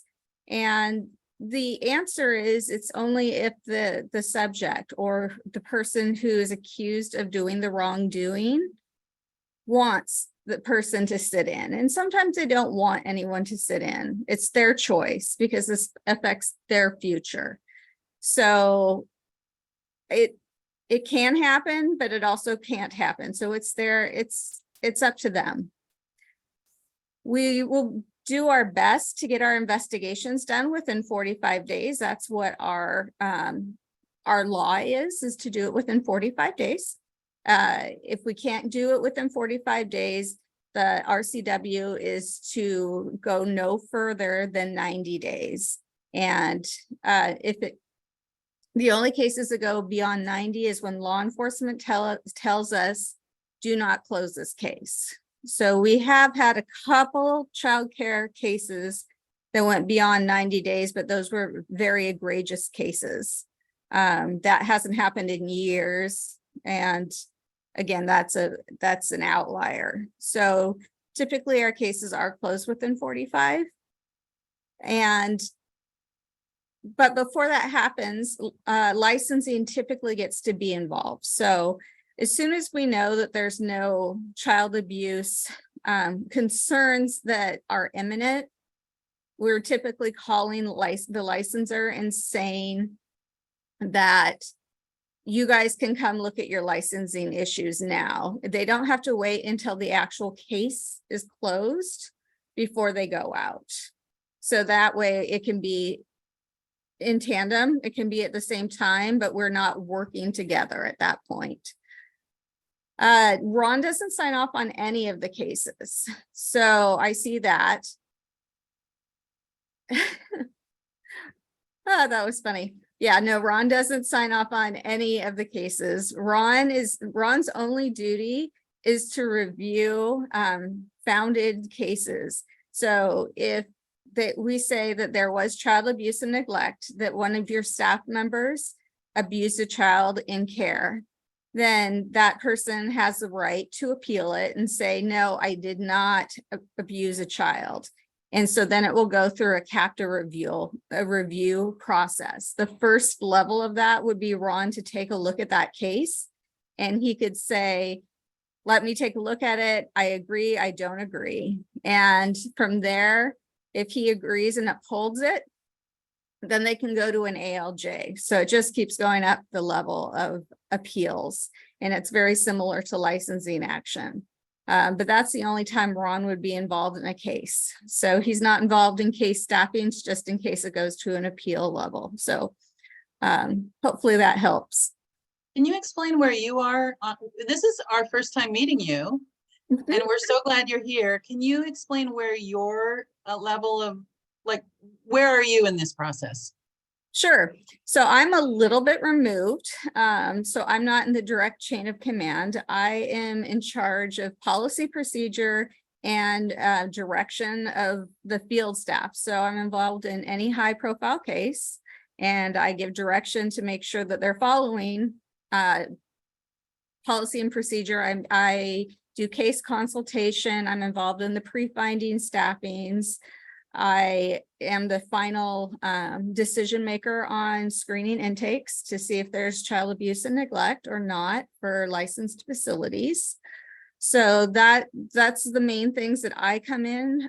So if supervisors aren't sure where to go on a case, typically they will be consulting with me and doing some shared planning. So that's Thank you my for role. coming.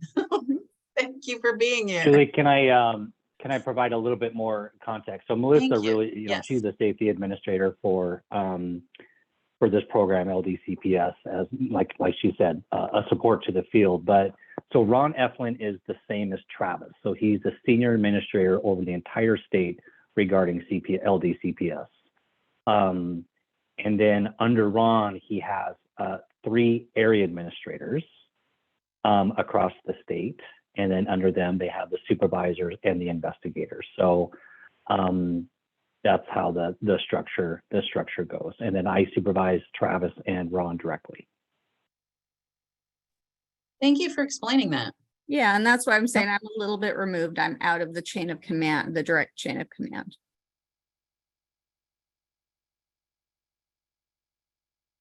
So are you able to take questions from the chat? Absolutely. So that's kind of what I understood. And I don't know if Travis had anything else to add about how his group comes back involved. No, I would add a couple things that Melissa explained, right? Like, so things that I hear, 45 days, right? So they have 45 days to close their case. We also have 45 days, right?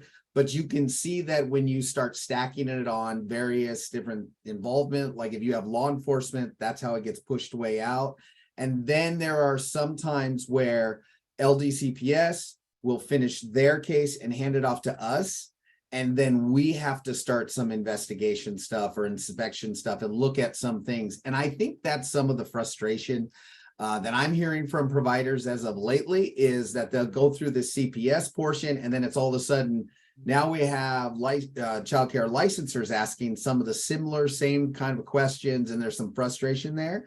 And I think there is some areas that we can clean that up internally with some policies and that kind of stuff. So I just wanted to acknowledge that, since I've heard that of lately, some frustration. The other thing is that I also think there's an area here where when there is a subject or multiple subjects are identified in the investigation, and what happens then is that then licensed childcare licensing is asking those folks to be off-site in some cases.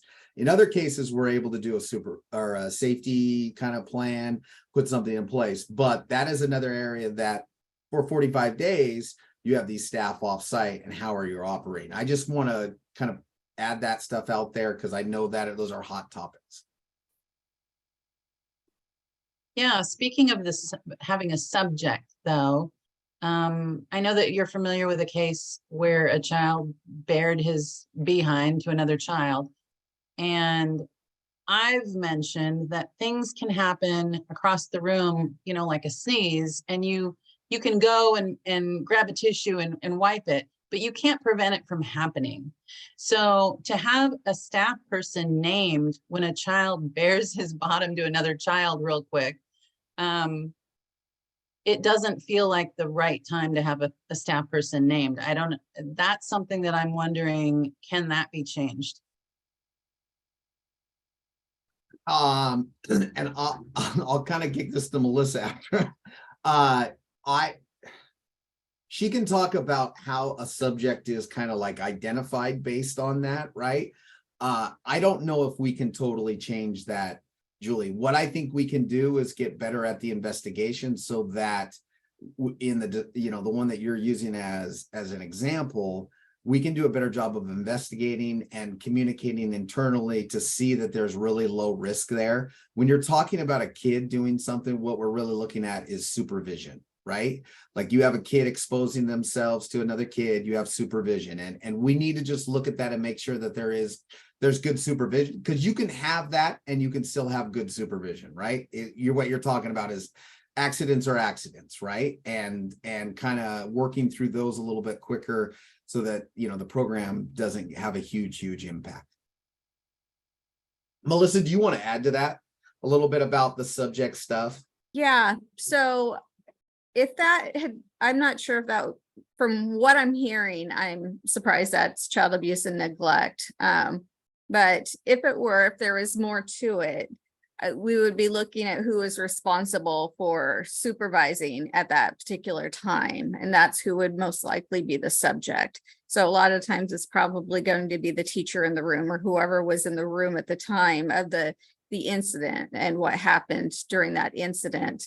So that's typically how a subject is identified, of who was responsible at the time of the incident. And that would be a negligent treatment. That would probably be a negligent treatment allegation, but I'm a little surprised that would be a CAN allegation versus just a licensing infraction. What does that mean when you say a negligent something or other? So that would be a child abuse or neglect investigation for neglect. And that's the closest I could think that could possibly screen in, but usually that's involving kid-on-kid touching, that there's more to it than an exposure. An exposure is usually something that would be handled by the licensor, and that wouldn't involve our LDCPS folks. Yeah, I think it was a mistake for that director personally to call in that, but I also know that there's someone else here that felt that the WAC directed her to, I don't think she did, but after a discussion with the licensor, but I think the WAC says that if you have a child with anything that requires them to go and seek medical care. So in this instance, the child had a seizure, and self-reporting, I feel like, should not include things that are medical diagnosis that could lead to something that takes them to a doctor. And so I'm wondering if self-reporting rules might be up for consideration to change, to remove the medical side of it. So actually, I don't know if I can say this here, but we are looking at that for intake. So in the sense that screening it in for child abuse or neglect if there's a medical follow-up. So the kids that fall off the playground equipment and break their arm that everybody's watching, that those are screening in, and we screen them out typically, looking at those and are they really needing to be screened in? So we're looking at that with our intake group right now of whether or not that actually needs to be called in and screened in. So Yeah, there is work being done on that. I That's can't. great. We all, we all know with like your example, a broken arm on the playground.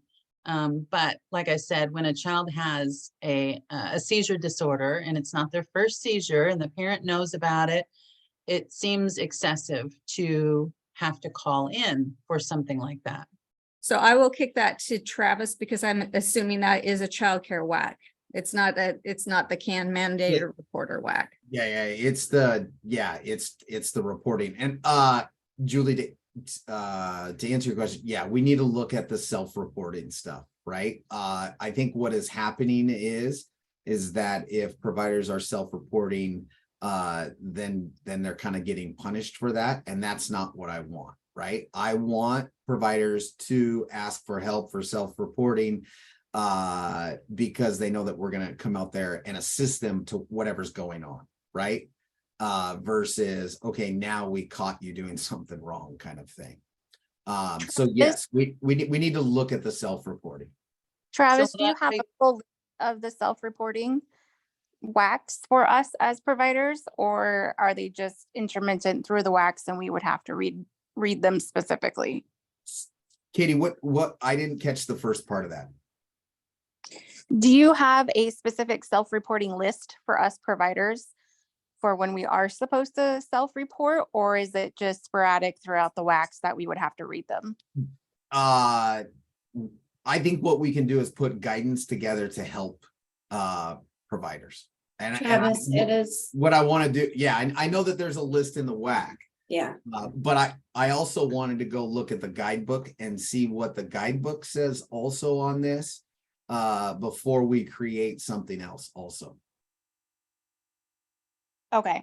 Yeah, because there is just such a bad, when we hear self-report as a provider, it's like we're turning ourselves in to get disciplined, whether, a child did have a seizure. I had a child to have 3 seizures and it was medically diagnosed, and, I did all the documentation. I did let my licensor know, but calling CPS on something like that just seems like a waste of services when it is medically diagnosed. And that's where Melissa's talking about them screening it and being able to look at it. And especially if you have history there, if historical, there was a complaint called in and on that child, we could look at that definitely. I'm thinking of other situations where, you have folks that keep calling kind of stuff in, and we definitely look at that and look at the history of it before going out and looking into it again. The other side of this is from your all side, which I know is difficult to kind of look at, but letting investigation take just run its course and the facts coming out can also help you, because then that's documented in your case that there was a complaint, that it was looked into, and that nothing happened. The other side of that is that sometimes we want that documentation in your case as well, in case things keep repeatedly come up. I just, as a provider, hate the terminology when somebody comes out and it is just a complaint at that time. But when CPS talks to our teachers and they're letting them know that, they're being called the abuser, or they could lose their job if they're founded, that those specific terms, and a victim, if a parent hears that their child was a victim, understandable if it was something, to the degree that the child was hit or actually abused. But when they have a diaper rash and they're getting we're getting calls on going through CPS and licensing, that those terms scare our staff. And I've had staff just quit even before the full investigation happened.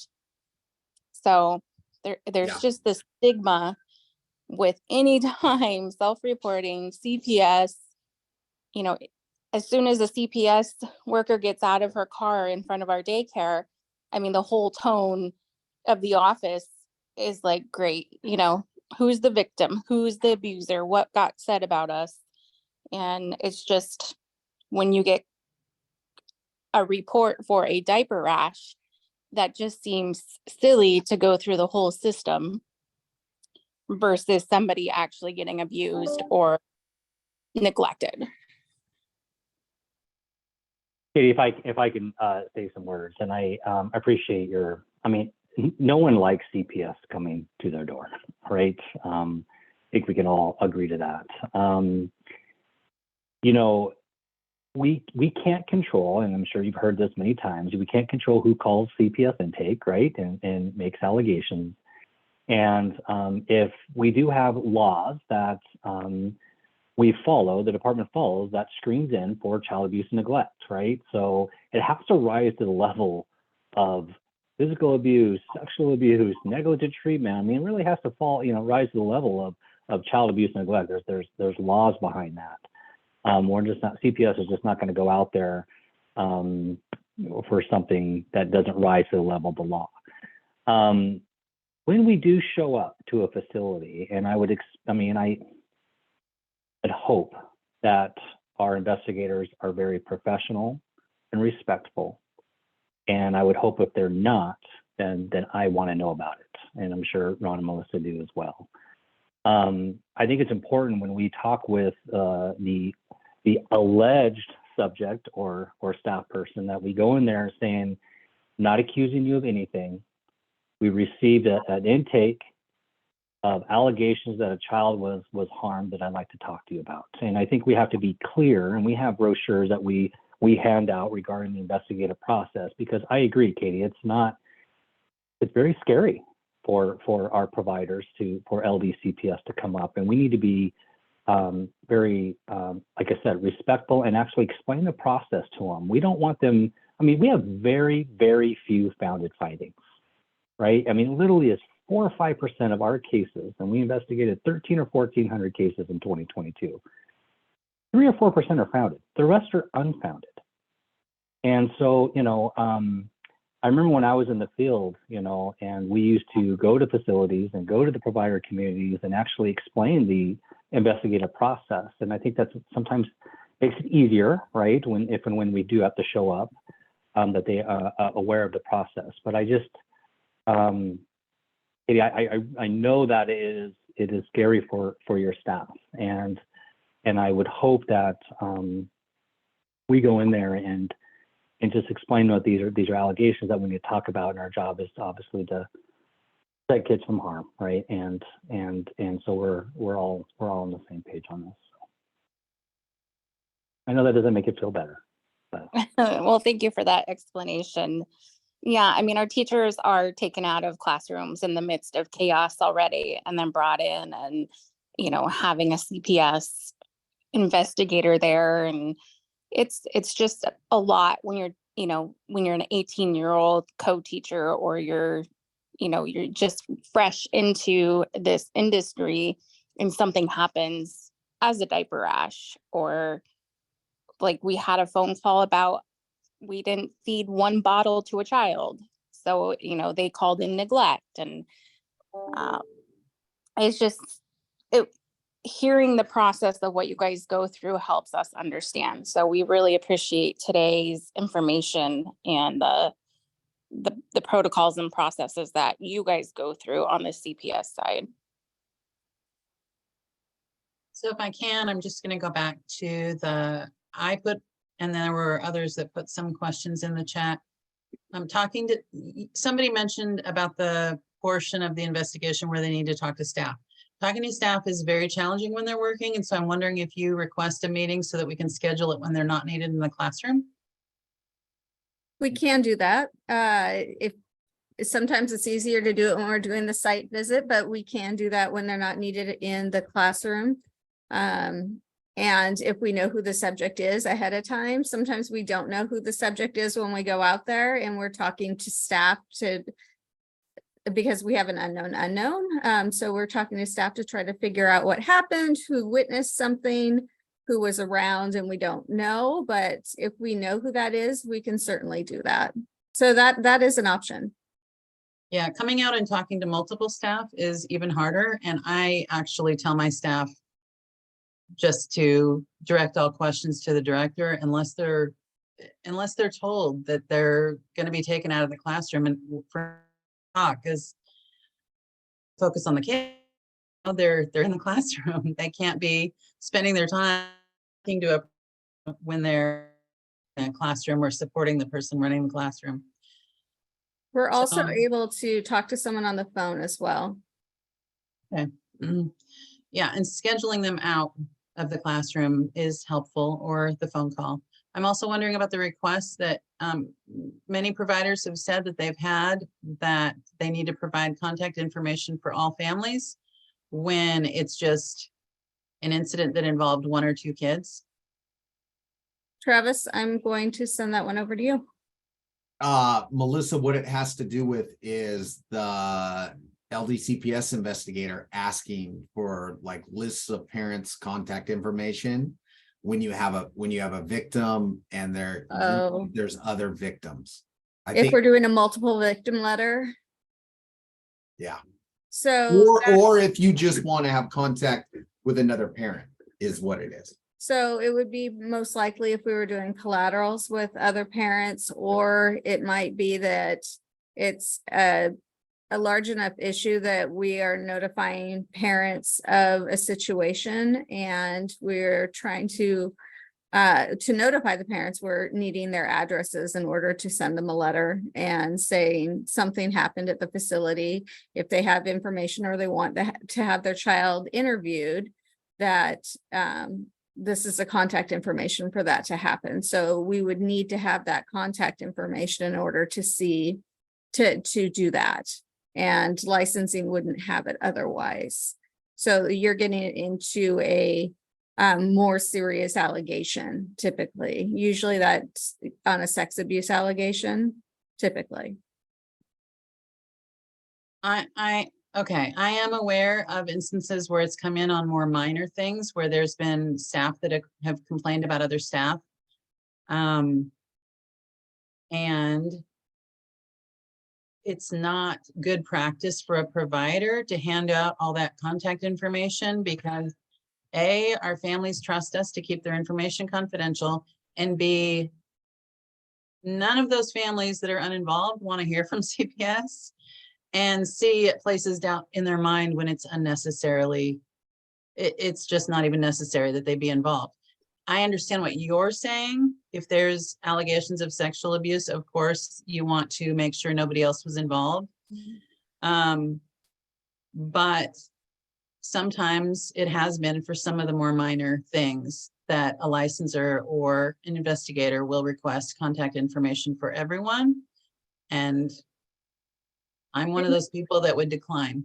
In that case, I would encourage you to have a conversation directly with the investigator or that person's supervisor.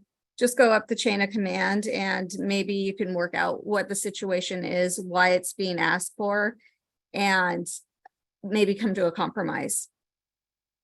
Okay. That's what I would say. Because that would probably be a case-by-case situation. And so I don't want to give a broad, that's not something that we ask for in every case. So I don't want to give a broad answer and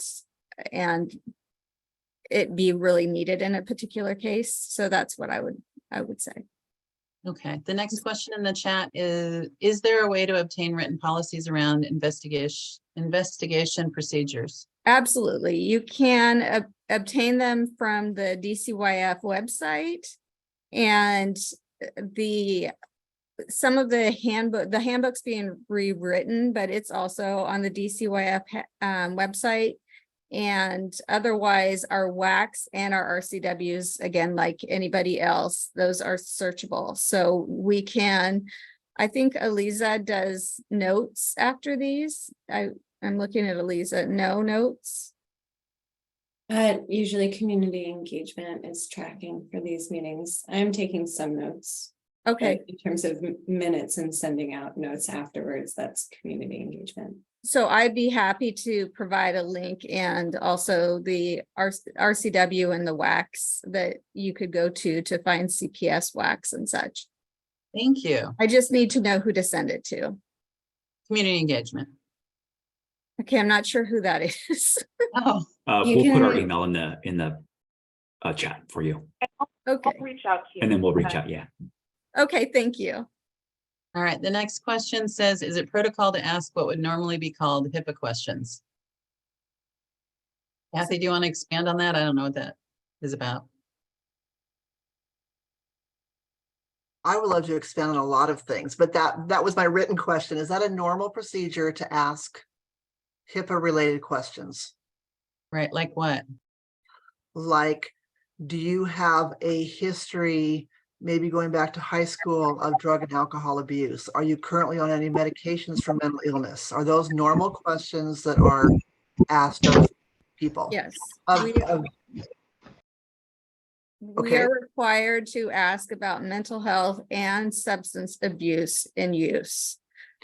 So then, why I had my hand raised, I wanted to ask that, Travis, earlier you said that it's good just to let the whole procedure run its, or the investigation run its course.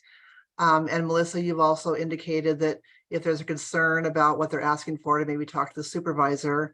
And I guess something that I've experienced firsthand, I've heard from other providers, is that often when we start asking questions, like Julie just said, she would not hand over her contact information for her families. that we found that we would answer questions, then we're being told by licensing or by the investigator or by a supervisor that we are trying to impede the investigation, that we are not allowing them, we're not assisting the investigation like we are supposed to, and the WACs require us to do that just by asking questions. And I know one of my questions was what Julie was just talking about, was, is there a WAC or an RCW that says that I have to hand you over my class list and contact information? And I was told yes, but then when they sent me the WAC, it says that they need to have access to those things. And to me, the last time I checked, access doesn't mean give them a hard copy. I understand looking through files on your property, but that's, so I guess I didn't really even ask a question. That's my long-winded, you said yes on HIPAA, but they obviously don't have to answer that question. They could say they don't want to answer. They can say that. But we are required to ask about mental health and substance abuse and whether or not that was a part to subjects or alleged subjects, and to determine whether or not that was a part of the alleged act. So only to subjects or to collateral conversations when you haven't identified a subject? No, it's only to the subjects. Okay. So my last thing, and then I'll try to be quiet, but if the procedures weren't followed how they're supposed to, matter of fact, if they're totally done incorrectly, what's the next step for a person to do once it's become unfounded? Because I think we want to wait for the unfounding first, and then what do we do for an official complaint process in addition to what's on the little brochure? Well, so there is the ombudsman, and there's also constituent relations. You could also contact myself, Ron Rubin, I would say. But I'm thinking out loud here, Reuben. With each investigation, we send a feedback card to each subject, but you wouldn't get that as a director. So each subject can give feedback on the investigation, how they were treated, any feedback they want to provide. So they get that, but the directors wouldn't necessarily get that. So I do see that as thinking out loud as an area that we're not collecting the data. Maybe everyone should get that card. Kathy, let me try to simplify this, okay? If you have any questions or concerns regarding a CPS investigative process or how it was done, I would ask you that you go directly to the supervisor and ask, and talk about those concerns, okay? Melissa's right. We do have some third party. We have the Office of Ombuds that you can make a formal complaint. We have constituent relations. We do have other things, where the community can go to. But I always try to go at the lowest level to get your answers or concerns. And you can definitely go to the supervisor. You can even go to the area administrator. I mean, you can go up the chain. But if you have any questions regarding why something was done, why did they ask that? We should be able to answer that, right? And if there's concerns about how it was done or was conducted unprofessionally, then that needs to go up to the chain, because that could be an opportunity that we can train our staff.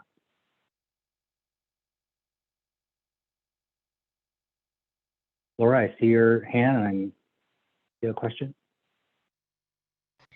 Yeah, I was wondering if you can tell me what the turnaround time is from when, so if there was a complaint and an investigator came out, how quickly should they be contacting the children involved and the families?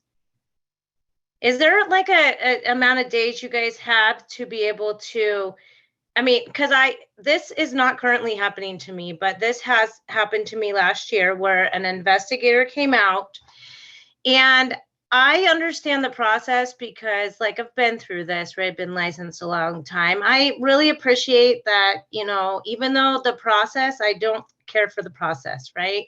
But the end result's always been fair. So I commend you for that. And I always, inform my staff of that. But my thing is that last time this happened, it was child to child one child went to the school counselor and said another child touched them or something, right?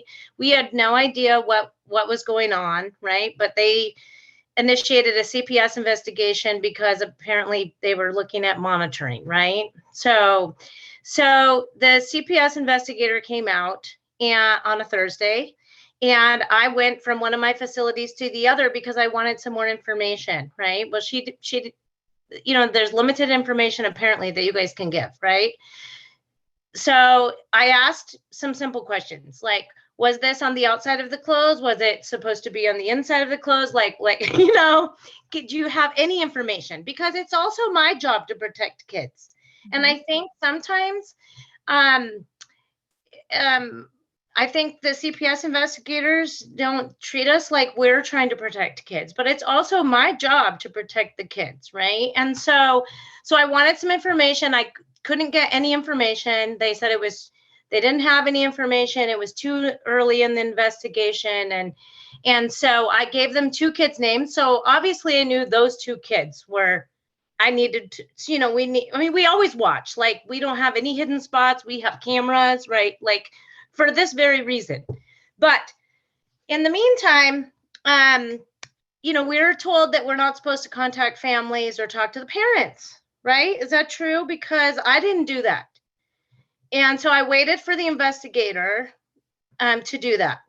And 6 days later, I had a child go, the same kid walked right up behind the child, looked over his shoulder, and must have touched his bottom on the outside of his pants, right? Like it was a quick, like I caught it on video. I was able to give it, but this initiated a second claim against us with a whole new suspect now because I called it in and said, hey, like, you know, so now we got 2 investigations, which are fine. Like we didn't do anything wrong. I had camera footage, like, okay. But the thing is that 6 days seems like a long time.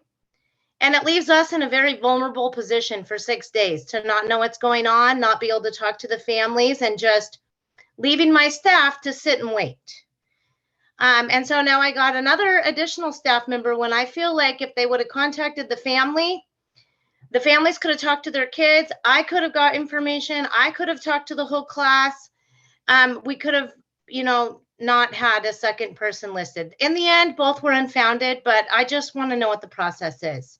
And sorry. So, yeah. So the answer is the face-to-face with the child is by policy 24 hours for an emergent. And that means that it's something that looks like it's imminent risk, and 72 for your standard intake otherwise. And What so about 72 families? hours. So what about families? Because this was 6 days later. Right. And so what I'm Parents. saying is we're supposed to see the kid in the child in that amount of time. Now, the complication with us is we have to have parental permission. So we have an extended time. We will usually call the parent. The parent might say, okay, let's make an appointment and you can interview my child on Thursday at 5. I want to be present, or at home on Tuesday at 7. And so it might extend out based on the parent as well. But at 6 days, nobody contacted any of the families. Nothing was done with the information. So that would be outside of the protocol. So it's 24/72 to. I just want to know for next time, because I feel like that could have been prevented if it would have moved along quite a lot faster. And then I called licensing to get, you know, because I believe in being open and honest. Sure. Licensing couldn't give me any information because there was an open investigation and I could only talk with the workers. And it is hard for us. And I hope you guys understand that for that time frame, when that doesn't move fast, that leaves all of my employees in a very vulnerable position. Right. Absolutely. So, okay, thank you. Mm-hmm. Is there anything that would have prevented Laura from having a general notice to all of her families about there was an incident of a child touching another child inappropriately and having a discussion separately with her class? Because I would have done that. I didn't know that maybe we shouldn't. Typically, we wait until we interview the child before we move in that direction and see if there's anything else that they want to tell us. Maybe this has been happening for a while. Maybe there's more than one child involved. We want to make sure that the child's interviewed before we move forward on anything of that sort. And that's usually why licensing takes a back seat, and then licensing will usually handle something like that as well. Wow. You I never know really- you never know what the child's going to tell you. Yeah, I Yeah, would have can had a I general discussion the next piggyback on day. that Yeah, go Yeah. ahead, Ruben. really real quick? I mean, Melissa and I have been in CPS for 20 years, and we could tell you some stories, and some very sad stories, right? And you know, the first thing that we do is when we get a CPS investigation, to go interview that child, right? And sometimes, guys, when you start interviewing children and they're able to articulate something, and you ask them, you know, well, you know, how'd you learn that? And they start talking about abuse in their home, right? And so then we got to look in their home, and so most of the time it's nothing, but sometimes there are concerns that are happening in the home that you guys are not even aware of, right? And there could be other kids in that home. So, and I understand, Laura, the concerns, you know, regarding families and staff, you know, kind of on the hold still while we're doing this investigation. But there are reasons why behind we have this protocol. We try to get them done quickly. We try to, you know, interview the children, and we try to get collateral information. Like I said, we try to do a very thorough investigation, right? Because we want to make sure that children are just like you. And Laura, I forget who it was. We're all, you know, in this for child safety, right? And so we're trying to get the investigation done, but we also have to do it thorough and make sure it's a clean investigation, right? And when I say clean investigation, we just can't have anything that would jeopardize the integrity of the investigation, where children, maybe we've had instances where children are coached, you know, in a lot of cases, by sometimes the alleged perpetrator, to be honest with you. And so it just, there's a lot of stories that Melissa and I can share that I don't want to, but there are reasons why we have these protocols and laws. But at the same time, we gotta try to get this investigation done thoroughly and quickly, because we do know that it is a burden to the childcare community too, and the providers. Mm-hmm. Yeah, I don't mean to complain, and I'm not trying. I mean, honestly, it's just I really felt like the second incident was preventable, and sitting for 6 days was too long. And at that point, I did talk to my parents about it, because it was a new incident and I needed to talk to them about what happened that day, right? So that's separate. But and it just made me wonder, like, how many more days was I gonna have to wait, right? So anyways, it probably was a one-time thing. It hasn't happened before, but I just hope that you guys really stick to those 3-day rules, because it helps us. Thank you.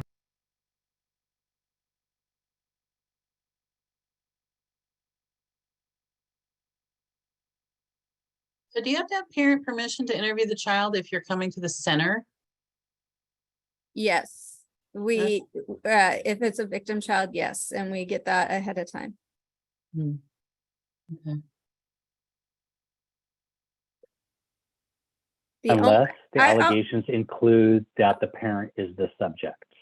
Yes, I was gonna add, if the parent is the subject, I would say the answer is no. And also if the child is in our care and custody, if it's a foster child, that's also no. But if it's just your general run-of-the-mill child, the answer is yes. And do you ever ask the center director or supervisor to help you get in contact to speed this up, the permission? They may not take your call, but they will always take our call, because they're kids at our center. I'm not sure. I can say I'm not sure if they do or not. They have contact information in the computer. I don't know if they're getting stuck, if they're asking the director, but I'm not sure. Hopefully they're using all their resources. And Julia, and to be honest with you, a lot of times we're never going to tell you people who called CPS intake, but you guys know as well as I know, a lot of our calls come from your parents, right? Because they are making allegations against the providers that the child was hurt. I will say that when we had an actual emergency with a child having been abused at home the night before, you guys were on it. You guys were at our center within an hour. We had police there. It was a very sad situation, and they ended up having to go to the hospital. Both brothers, they had been beaten by a belt, and I do not know who responded at that moment, but we were all in tears, and the police officer was in tears. It was a very sad situation, but you guys did handle that. I know you guys are getting a lot of kickback, but it was done extremely professionally and just handled perfectly at that moment at my center. So kudos on that, though.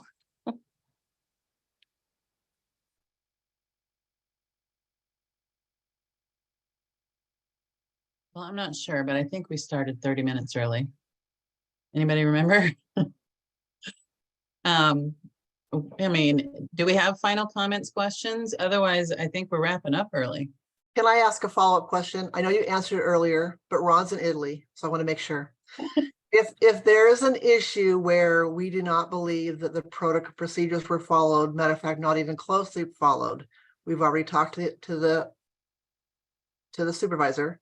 We've already talked to the area administrator, if that's the correct title. Ron's gone. Do we wait for Ron to come back? Do we go to someone else here? You can call me if you can't get a hold of the supervisor, or you're not liking the answers, or have more questions and not getting what you need, Kathy. I would suggest to go into the investigator, supervisor, area administrator, Ron, and then myself. Okay, and your phone number I'll be able to find easily? Yes, I could put it in chat too, Kathy. Oh, great. There's only 17 of us here, so okay, great, super, thank you. Travis did that once. I'll bet you probably were sorry you did that, huh? Me? No, not at all. I got some new friends out of it. Hey, Julie, you asked about the work group. I haven't had a chance to talk to Ruben yet about that. So give me a chance to get him up to speed and talk to him, which, you know, he heard a little bit of it, and then I will circle back with folks on that. Okay. That would be great. Yeah. Thank you so much to Ruben and Travis and Melissa for being here. This topic is something that everybody seems to have a lot of questions about, and I'm sure that we'll need to have more discussion going forward because the audience here changes, right? Who's in the room? This is really low participation today, though. So Jessica's going to share the SurveyMonkey for this portion. Thank you, Jessica, for this portion of the meeting. If you guys could take a minute and fill out the feedback survey.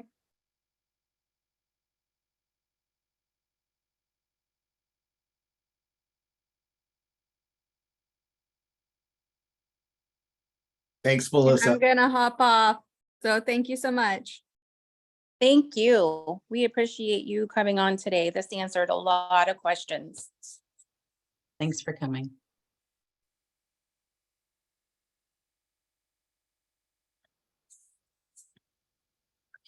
Well, for us providers and who's left on the this call, it's up there for a word cloud to share one or more words describing how you were feeling walking away from today's meeting. Overall, I felt today's meeting was productive and a good use of my time. Great. Somebody already put on there.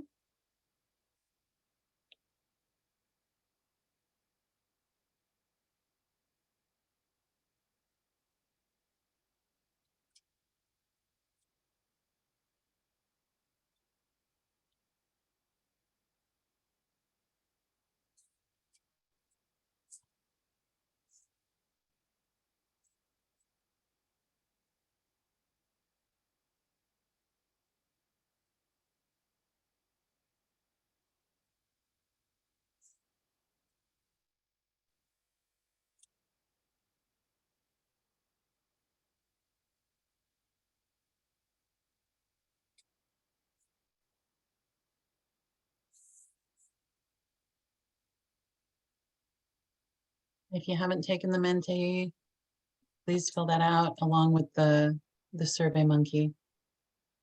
There's a final section of the Survey Monkey after the portion on licensing, I think.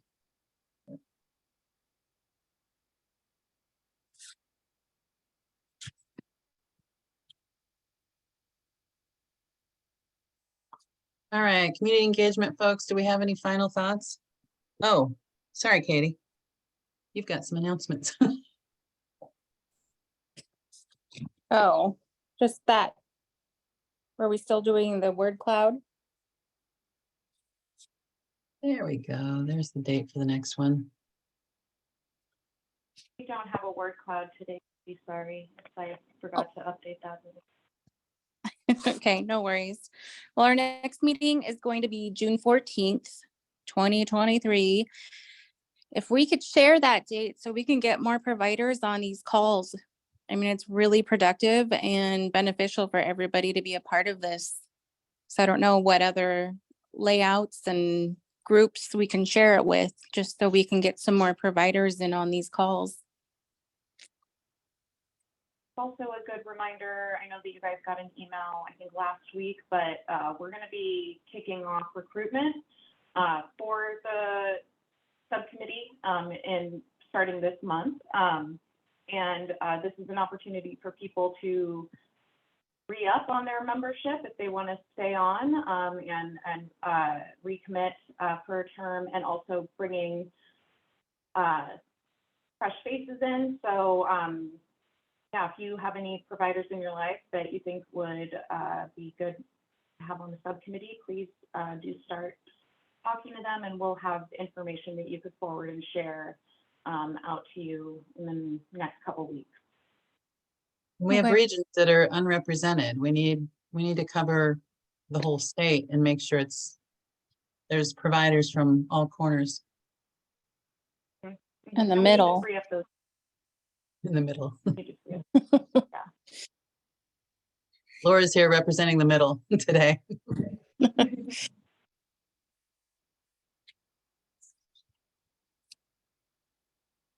I guess that's it. Thanks, everyone.